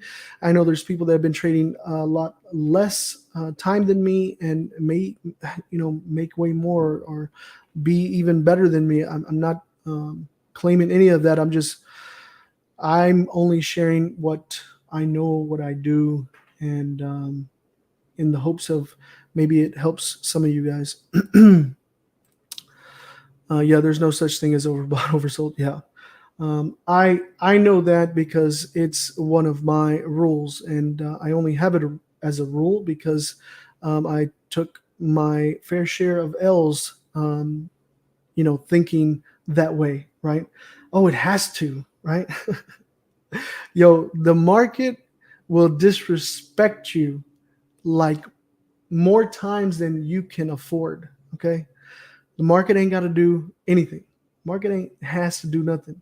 The market doesn't care if it's overbought or oversold. It can continue to be overbought and oversold long enough to blow your account. Trust me. Uh, GJ looks about finished with the pullback. I'm not even looking at GJ right now, but I don't know. How do you make profit? How do you make profit on a downtrend? Am I missing something? I mean, yeah, like for example, look at gold right here. This is a downtrend. You can sell it and make the money going down. This is an uptrend. You can buy it and make the money going up. Doesn't matter if it's going up or down. You can make money going either way. Kapano Ramafoy. What up, Bankz? I just joined from Botswana. What up, what up? Welcome, welcome. YNL CXSSO. Have you ever thought about fundamental when trading, Lord Bankz? No, I focus primarily on technical side of things. The only fundamentals that I incorporate is I use Forex Factory to look at the red and orange folders and what time it's coming out, and avoid taking a trade during those times, because it's just, I don't like trading news. Trust me, I've had my fair share of burns with that. Can you give us a breakdown of how you trade? Yeah, I mean, I just did it live, bro. You can check out the video, the replay, and see the entire process, top-down analysis. But to summarize, I don't want to, write you off like that because I'm not an asshole. But to summarize is I do top-down analysis. I don't use indicators, clean charts. I look at the monthly, I look at the weekly, I look at the daily, and then on the 4-hour, I establish tops and bottoms. And when I say tops and bottoms, I'm referring to zones, support and resistance, supply and demand, areas of interest, key levels, whatever you want to call them. Same thing for me. For me, I just call them tops and bottoms. And then I refine it on the 1-hour. And then I move down to the 15-minute to establish a breakout range. And that is the red dotted line that you see on the screen. The breakout range is based off of what I see in the price action of consolidation and the potential of it if it goes above or below, with the price action looking to the left, clean movement where there's a clear direction, right? So that is, in a nutshell, a breakdown of the breakout strategy that I do here on the live streams for London session. Hello, is there a promo code for your program? There is a promo pack right now on the link. If you go to the link, the link's not on the screen. Sorry. I guess I'll just add it right here. I don't know if there's any more spots left, but the only promo I have right now is this one.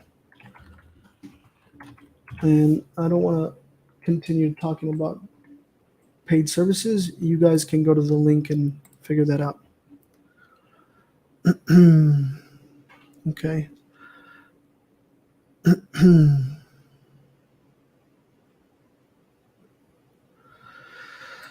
All right. So let's see here. Any more questions on here? So look at gold. It literally came down to the bottom of this range and is pushing up now. Well, see what GJ is doing. If you're just joining, guys, welcome to Trading Nut, I guess. I was about to say welcome to Lord Bankz FX, which is my trading channel, but welcome to Trading Nut. I'm trading live on Trading Nut's platform. He has been gracious enough to let me hijack his channel and stream for you guys live. I don't know if many of you caught my interview with Trading Nut. It was my first interview that I've ever done as a trader, and he wanted me to go over a breakdown of strategy and trading, and we had run out of time, and I told him, how about I just do a live stream instead. So here I am with the live, and sorry, I realize I say a lot, but sorry. Anyways, if you caught the interview, I let Trading Nut know that I would do a live, and that's why I'm here now. But I don't know what I was gonna say. Anyways, if you're just joining, we already executed our trade. It triggered based off my strategy, and I took this win here to TP1, closing partials, and left a runner. Went up about 20 pips before it came back down and hit our runner. Ended up closing at break even. So we did win this trade because we hit TP1. That's how I operate with my strategy. And the runner ended up breaking even. So small profit, which is fine, because remember, the only 4 outcomes you want is either a small profit, small loss, break even, or a big win. You never want a big loss. Okay. A couple of things that I wanted to mention on that. Yeah, it was a good interview. Thanks for sharing. Appreciate it, brother. Appreciate it. Let's see here. We have 135 people on my live and only 79 likes. If you're new here, please consider subscribing and smash that like button, guys. If you made any money with me today, if you've learned anything today, if you've enjoyed the stream, if you're on Trading Nuts, channel, I'm sure he has all his people that are able to give him his likes and subscribers, but make sure you hit that like button for him as well. Oh, nice. We got 9,700 likes on TikTok. Appreciate the love, guys. I've been kind of going on the comments of the Trading Nut and mine and kind of forgot about TikTok. Sorry, guys. Appreciate the love and support.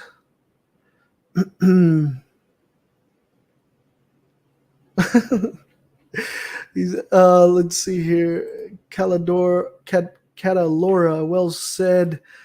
I've been great at taking huge losses, though. I'm sorry, brother. But realizing that is half the battle, right? You're not being delusional about your current performance. Now, fix it, okay? Work on fixing it. If I could give you any piece of advice, the first thing I would say is go to your trading journal and see what is looking like what. Find trends in when you're losing, and is it on days that you're losing? Is it certain setups? Is it certain pairs? Is it did you follow your rules? Were you disciplined?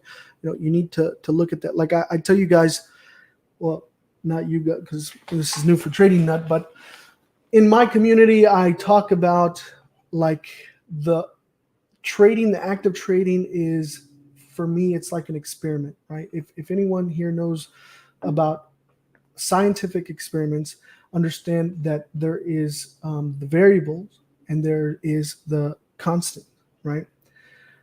Understand that you will never, ever, ever, ever, ever control the market. So by de facto, the market is the variable.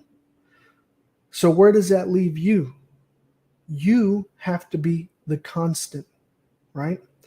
So if you're the constant, then based off your documented performance, your trading journal, you will be able to measure your progress, whether it's good or bad. You know, for me personally, I know a lot of people, they'll document their trading journal and all they document is just the trade itself, when they got in, you know, what the result was, and they review their trading journal. Or some people just document and don't even review their trading journal, which is crazy to me because you have a lot of valuable information there. But some people will only review their losses. And I'm like, why? You understand you're only seeing half of the side.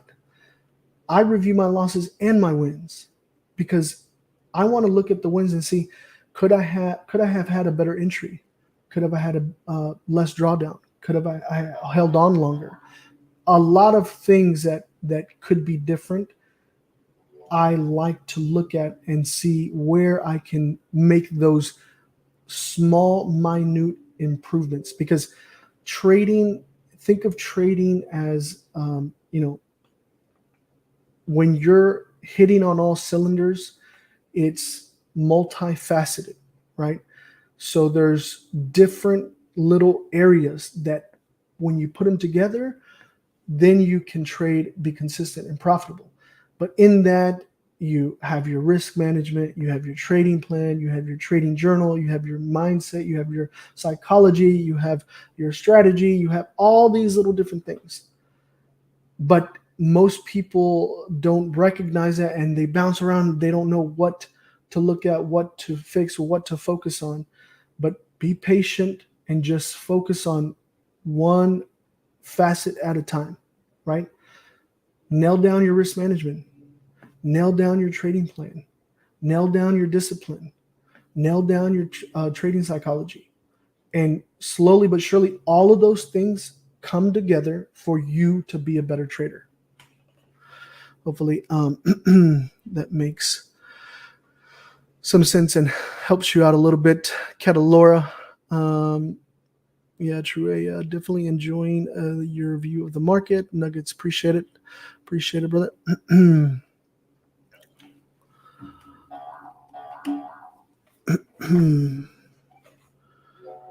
What about when I get so rich I can move the market? Man, if that time comes, let me know so I can take your trades. You know what I'm saying? Anyways, and very true. Very true. Well said. Never heard anyone put it that way before. Nice. You're welcome, man. I think that sometimes it just takes a different perspective of looking at things from a different perspective for it to click, because I'm not talking about anything new. I'm just explaining it in my own way. And maybe that relates with you and it clicks for you. So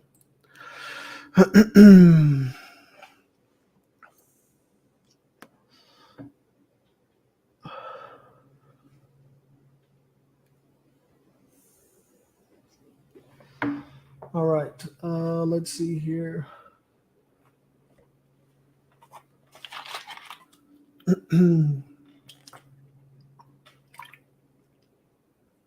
This thing is pushing up.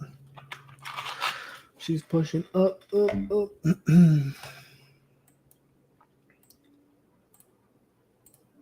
And gold is starting to push up too.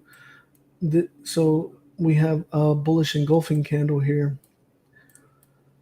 Now, it's risky, but you could. I'm not going to take it, but you could. Just like I told you this, I'm not going to take it, but you could.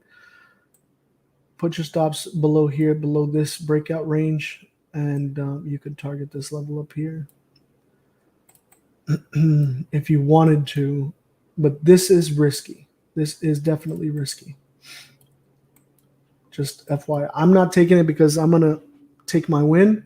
I'm just letting you guys know it's a bullish engulfing candle. The previous candle didn't have a wick, so it could just be retracement for that. That's where the risk is. But you do have a strong level of support below here with the breakout range, it rejecting that and moving to the upside. So, and it could continue to range. So there's an opportunity there, about 80 pips. Your risk here is about 21 pips. So I would set your, initial take profit to the same, to 1-to-1. First target, which would be right about right here, 1775.85.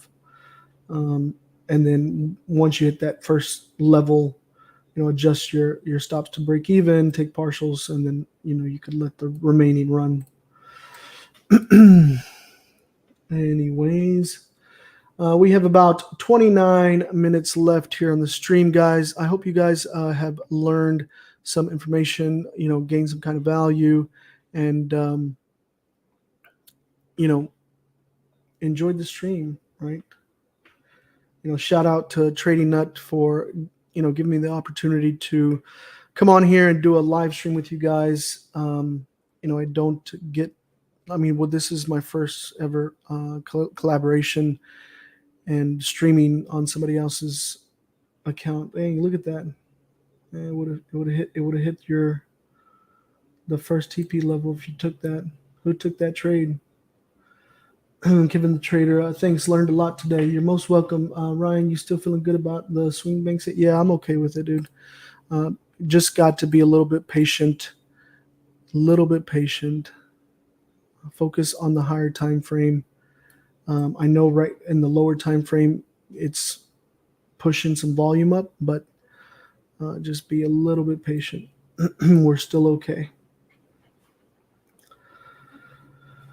So, that's what I wanted to ask is, where is everyone from? Can you guys comment your country? I'm just curious where everyone's coming in from.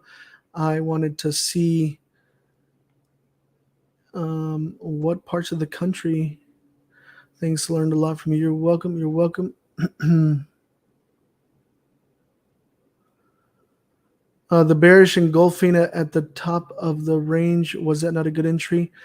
It fundamentally, from a price action standpoint, yes, but understand that my breakout range is this and this, and I do not take trades within this range because it is risky. So although this pattern is a valid pattern, the reason I said I'm not taking it was I didn't have a wick to the downside and it was within this range, but it played out. That was a gamble. So is this one. But the thing is, it can play out, cannot, like the probability of this potentially going against you and hitting stop is a lot higher than if I were to wait for the breakout, right? Let's see here.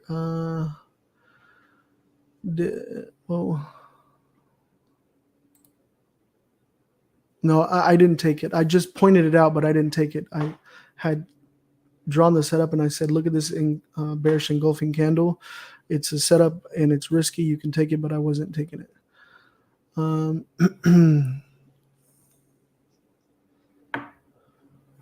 Did you learn from Raja Bankz? No, I did not.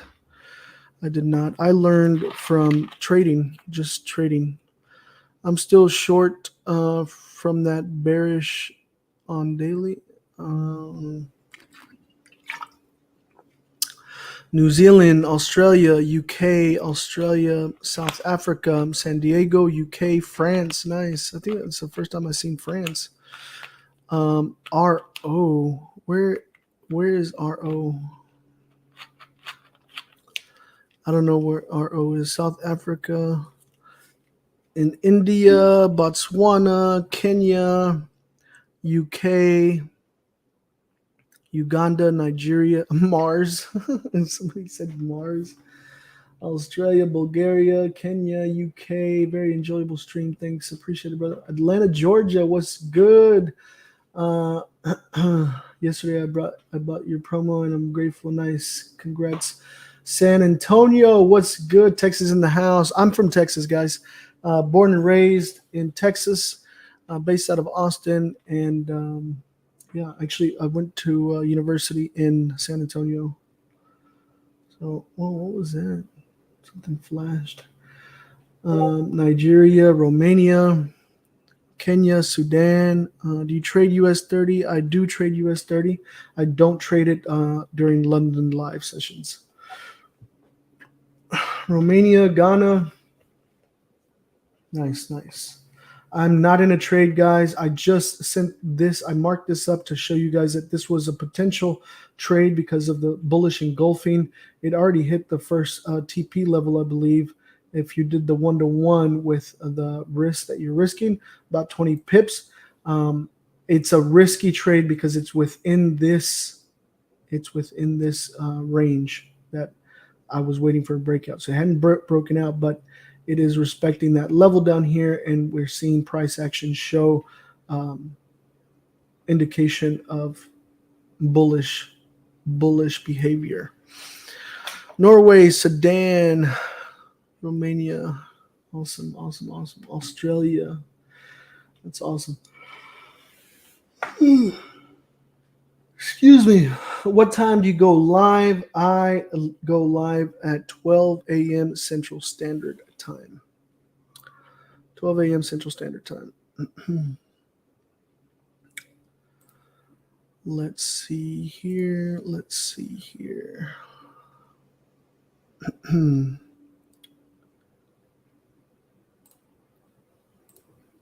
All right.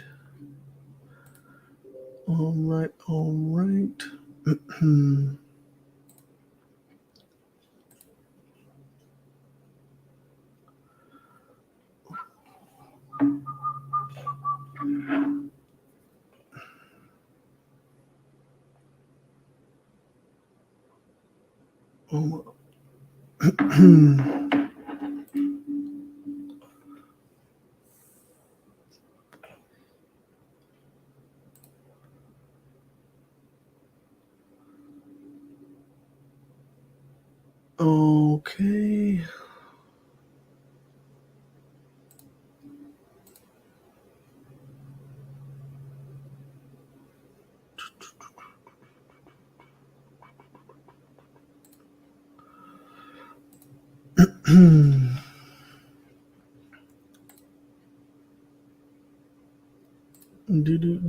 Do. Oh my gosh, what's going on here?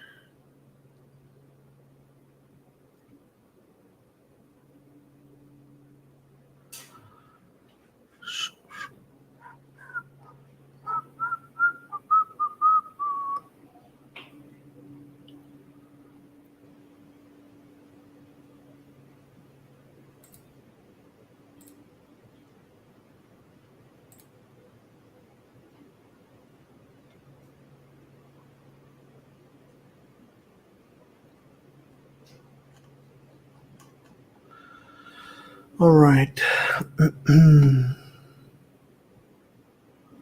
Well, what happened to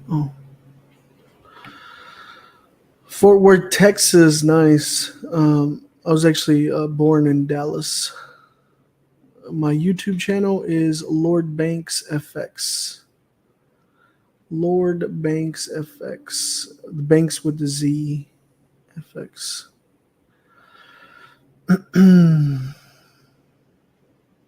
I played chess while waiting for ideal trade setups. Nice. Do you trade psychological numbers? I do not. I'm aware of them. Man, look at this. If you took that, about 23. And if you took this one, this was about 56, 60 pips you could have made here. 66 pips. This one, about another 25.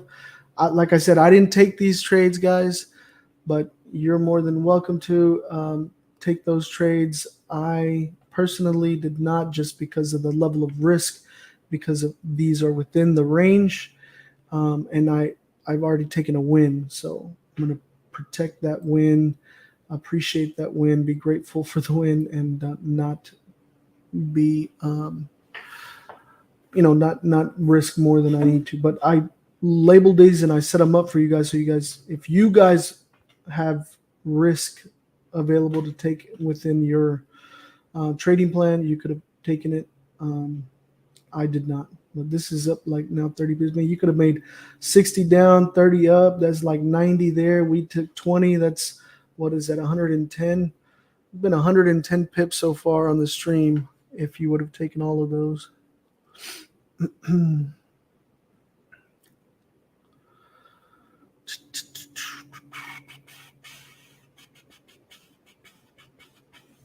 Love your discipline to avoid high risk trades. Yeah, dude. I mean, I think that's what it's about. This is not taking this is exercising my discipline in not falling for FOMO, like fear of missing out of a trade.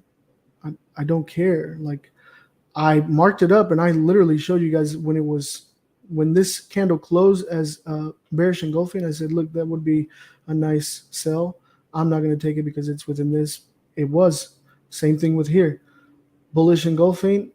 Look at that. I mean, 31 pips there. I told you guys you can take it if you want. I wasn't taking it. I wasn't going to take it. Chase, Chris Daniels, I'm in Dallas. Nice. Nice. That's what's up. I love Dallas. I love visiting Dallas. And my mom lives in Dallas, actually. Well, north of Dallas.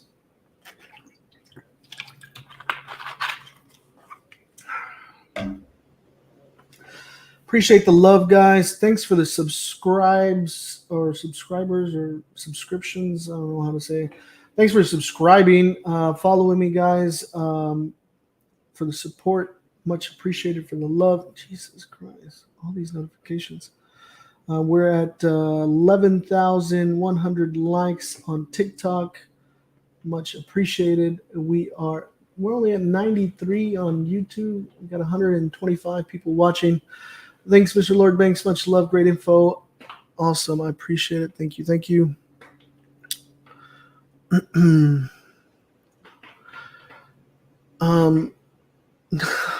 He says, behind the scenes, though, bro, you would rather had taken those trades. Be honest. Nah, man. I mean, look, you understand the market gives unlimited opportunities. Just because I missed out on this 60 and 30, 90 pips here, that doesn't bother me, man. Like, does not bother me. I've caught moves bigger than that, better than that. I'm not gonna say to me like, oh man, I wish don't be greedy. Don't be greedy, guys. Take your wins, thank the market, and come back again. You don't need to be trading all day, taking everything and taking the risky ones. Don't do that. Don't do that. Be disciplined. What is the red dotted lines? The red dotted lines indicate the breakout range where I was looking for price to come up, close above for a potential trade to the next target level, or break down, close, and a trade to the next target level. So yeah, just because they ended up playing out and won, you're saying that. But imagine if I would have set this up and it would have been a loss, then you would be singing a different tune. No FOMO, no greed. Yeah, man, that takes more money out of your pocket than many different things. But if you had the risk available and you are able to take that, you could have taken it. Have you tried the ICT price action? No, this is like people ask about ICT SMC. I literally just learned the name of ICT today. I think somebody said it was like institutional something. I don't know, but I do not. I don't even know the concept or how that is executed.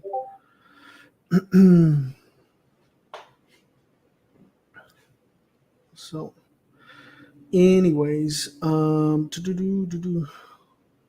that's crazy. I really like this dashboard that Trading Nut has here. I think I'm gonna steal it and use it for my streams. It's pretty nifty. Okay.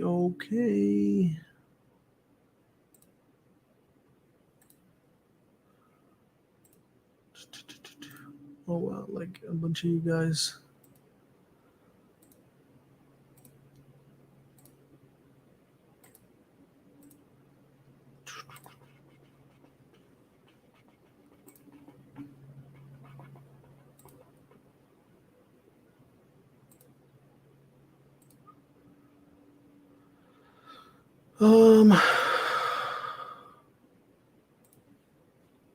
Dang, we're like almost at 1,800 subscribers to the free Telegram. It's crazy. Non-trading question, Mr. Lord Banks. What football team you support? Oh, I'm a Dallas Cowboys fan. Born and raised in Dallas, guys. I'm a Dallas everything. Dallas Mavericks, Dallas Cowboys, Texas Rangers, Dallas Stars. That's my sports teams. So I know that some people may not like the Dallas Cowboys, but hey, look, it's America's team, so it's like saying you don't like America. Yeah, I grew up watching the Dallas Cowboys. I got to watch their stint in the '90s. You know, I was a kid watching them. What time is it where I am? It is 3:47, guys. We have about 12 and a half minutes left on the stream. We took our initial win on GJ. I had setups here for gold, both going down and up, that were risky. I did not personally take, but I did put them out on the screen. So if you took that opportunity, made some money, congratulations. Those were risky setups. Oh, yeah. If anybody has room in their fantasy football league, let me know. I want to join I want to play fantasy football this year. I haven't played in like I don't know, maybe like 2-3 years, but yeah. How about them Cowboys? Yes, sir. If anybody has room, I'd be down to play. Let me know. You can send me a DM on Instagram or message in the Discord. Today was a different kind of stream because I was on Trading Nuts and he was like, please don't play any music.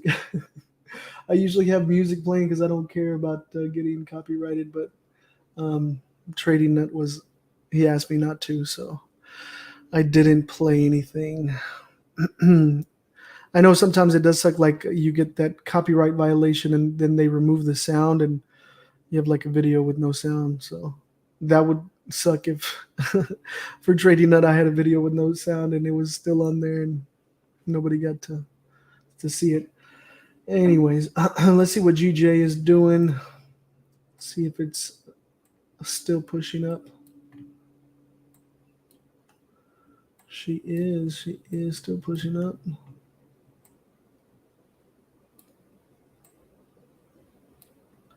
And she's almost at the TP3.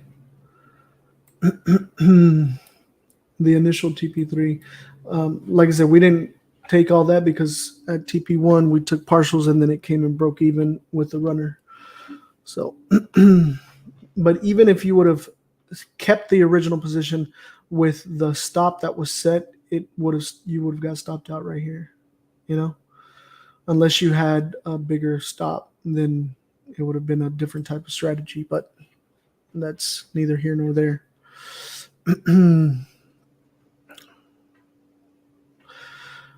Let's see here. Kizo, do you look for a break below / above your levels with the retest and price action for an entry? No, I don't.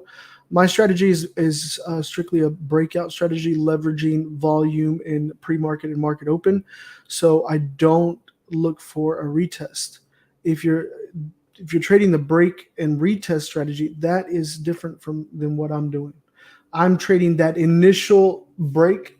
That's what I'm trading, not the retest and then entering, right? So, yeah, hopefully that answers that.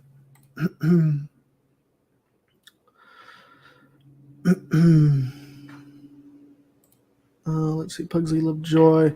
Lord Banks will spend 4 hours not trading in order to take one good, consistent win, inspiring for my discipline. Yeah, man. I mean, dude, honestly, like, this is the thing. People have no patience, and people come in wanting to be millionaires in this yesterday. So they're like, and then just jump in, take trades. It's not about that. It's not about how many trades you can take. It's not about how many pips you can make in a day. It's not about, like, it's about, can you come in and consistently do what you say you're going to do methodically, be able to replicate that in a system and be profitable. And a lot of people completely underestimate what 20 pips a day can do for you.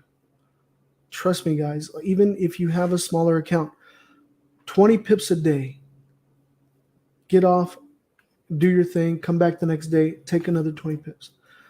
Even 10, 15 pips, like, trust me, 20 pips a day can change your life. Do not underestimate. Do not underestimate what it can do for you.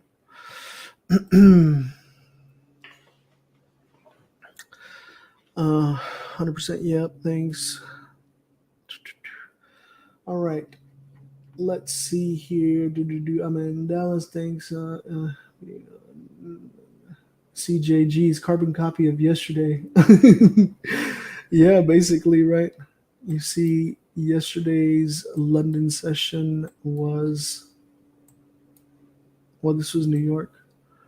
So London was yesterday, right here. Oh, right here.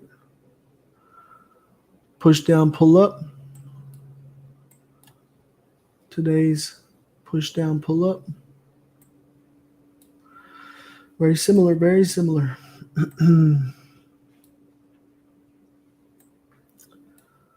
Liam, Kings at FC, you're MVP this year and Rookie of the Year. I don't know if I'd consider myself rookie. I've been streaming for over a year now, and I've been trading, since 2014. So I'm new to you. I'm not new to the game. I've had my fair share of frustrations, obstacles, challenges, and I just try to get better every day, man. Oh no, I mean football. Oh, nice. Yeah, I definitely enjoy football. I want to go to the home opening game, but I've been trying to find a suite, and like each one offers like different services, and then like each, like, they come with like 20. So I want to get like one of the suites for the home openers for the Cowboys game, but some of them offer like things that I don't need, and like some of them are like 20 tickets, and I don't even have like 20 people. Like, I just want to take my dad and my brothers to go watch the football game, but I don't know, I'm thinking like maybe it's a little over excessive to spend that amount of money if I'm not going to take, more people than just us. I don't know. Plus, we have like a whole like ritual thing, like when we watch the Cowboys games, and so watching it live, it'll be different,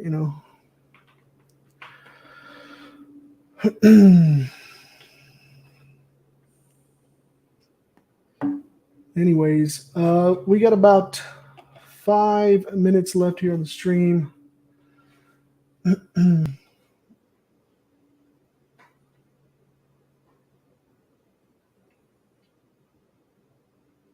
Nice. Cypher says, when we took the first trade on GJ, I went to check Bitcoin, and after that, you were talking about bearish engulfing for reversal. I use the same strategy for reversal on Bitcoin and 60 pips in profits. Thanks, Banks. You're welcome. Lord Banks is not lucky. He's disciplined trader. He also loses and treats it the same. Great. I'm learning. Yeah. I think it's super important to be able to keep your emotions steady state. So, not over celebrate wins and not, become over frustrated with your losses, because when you give in to that, you allow your emotions to take control.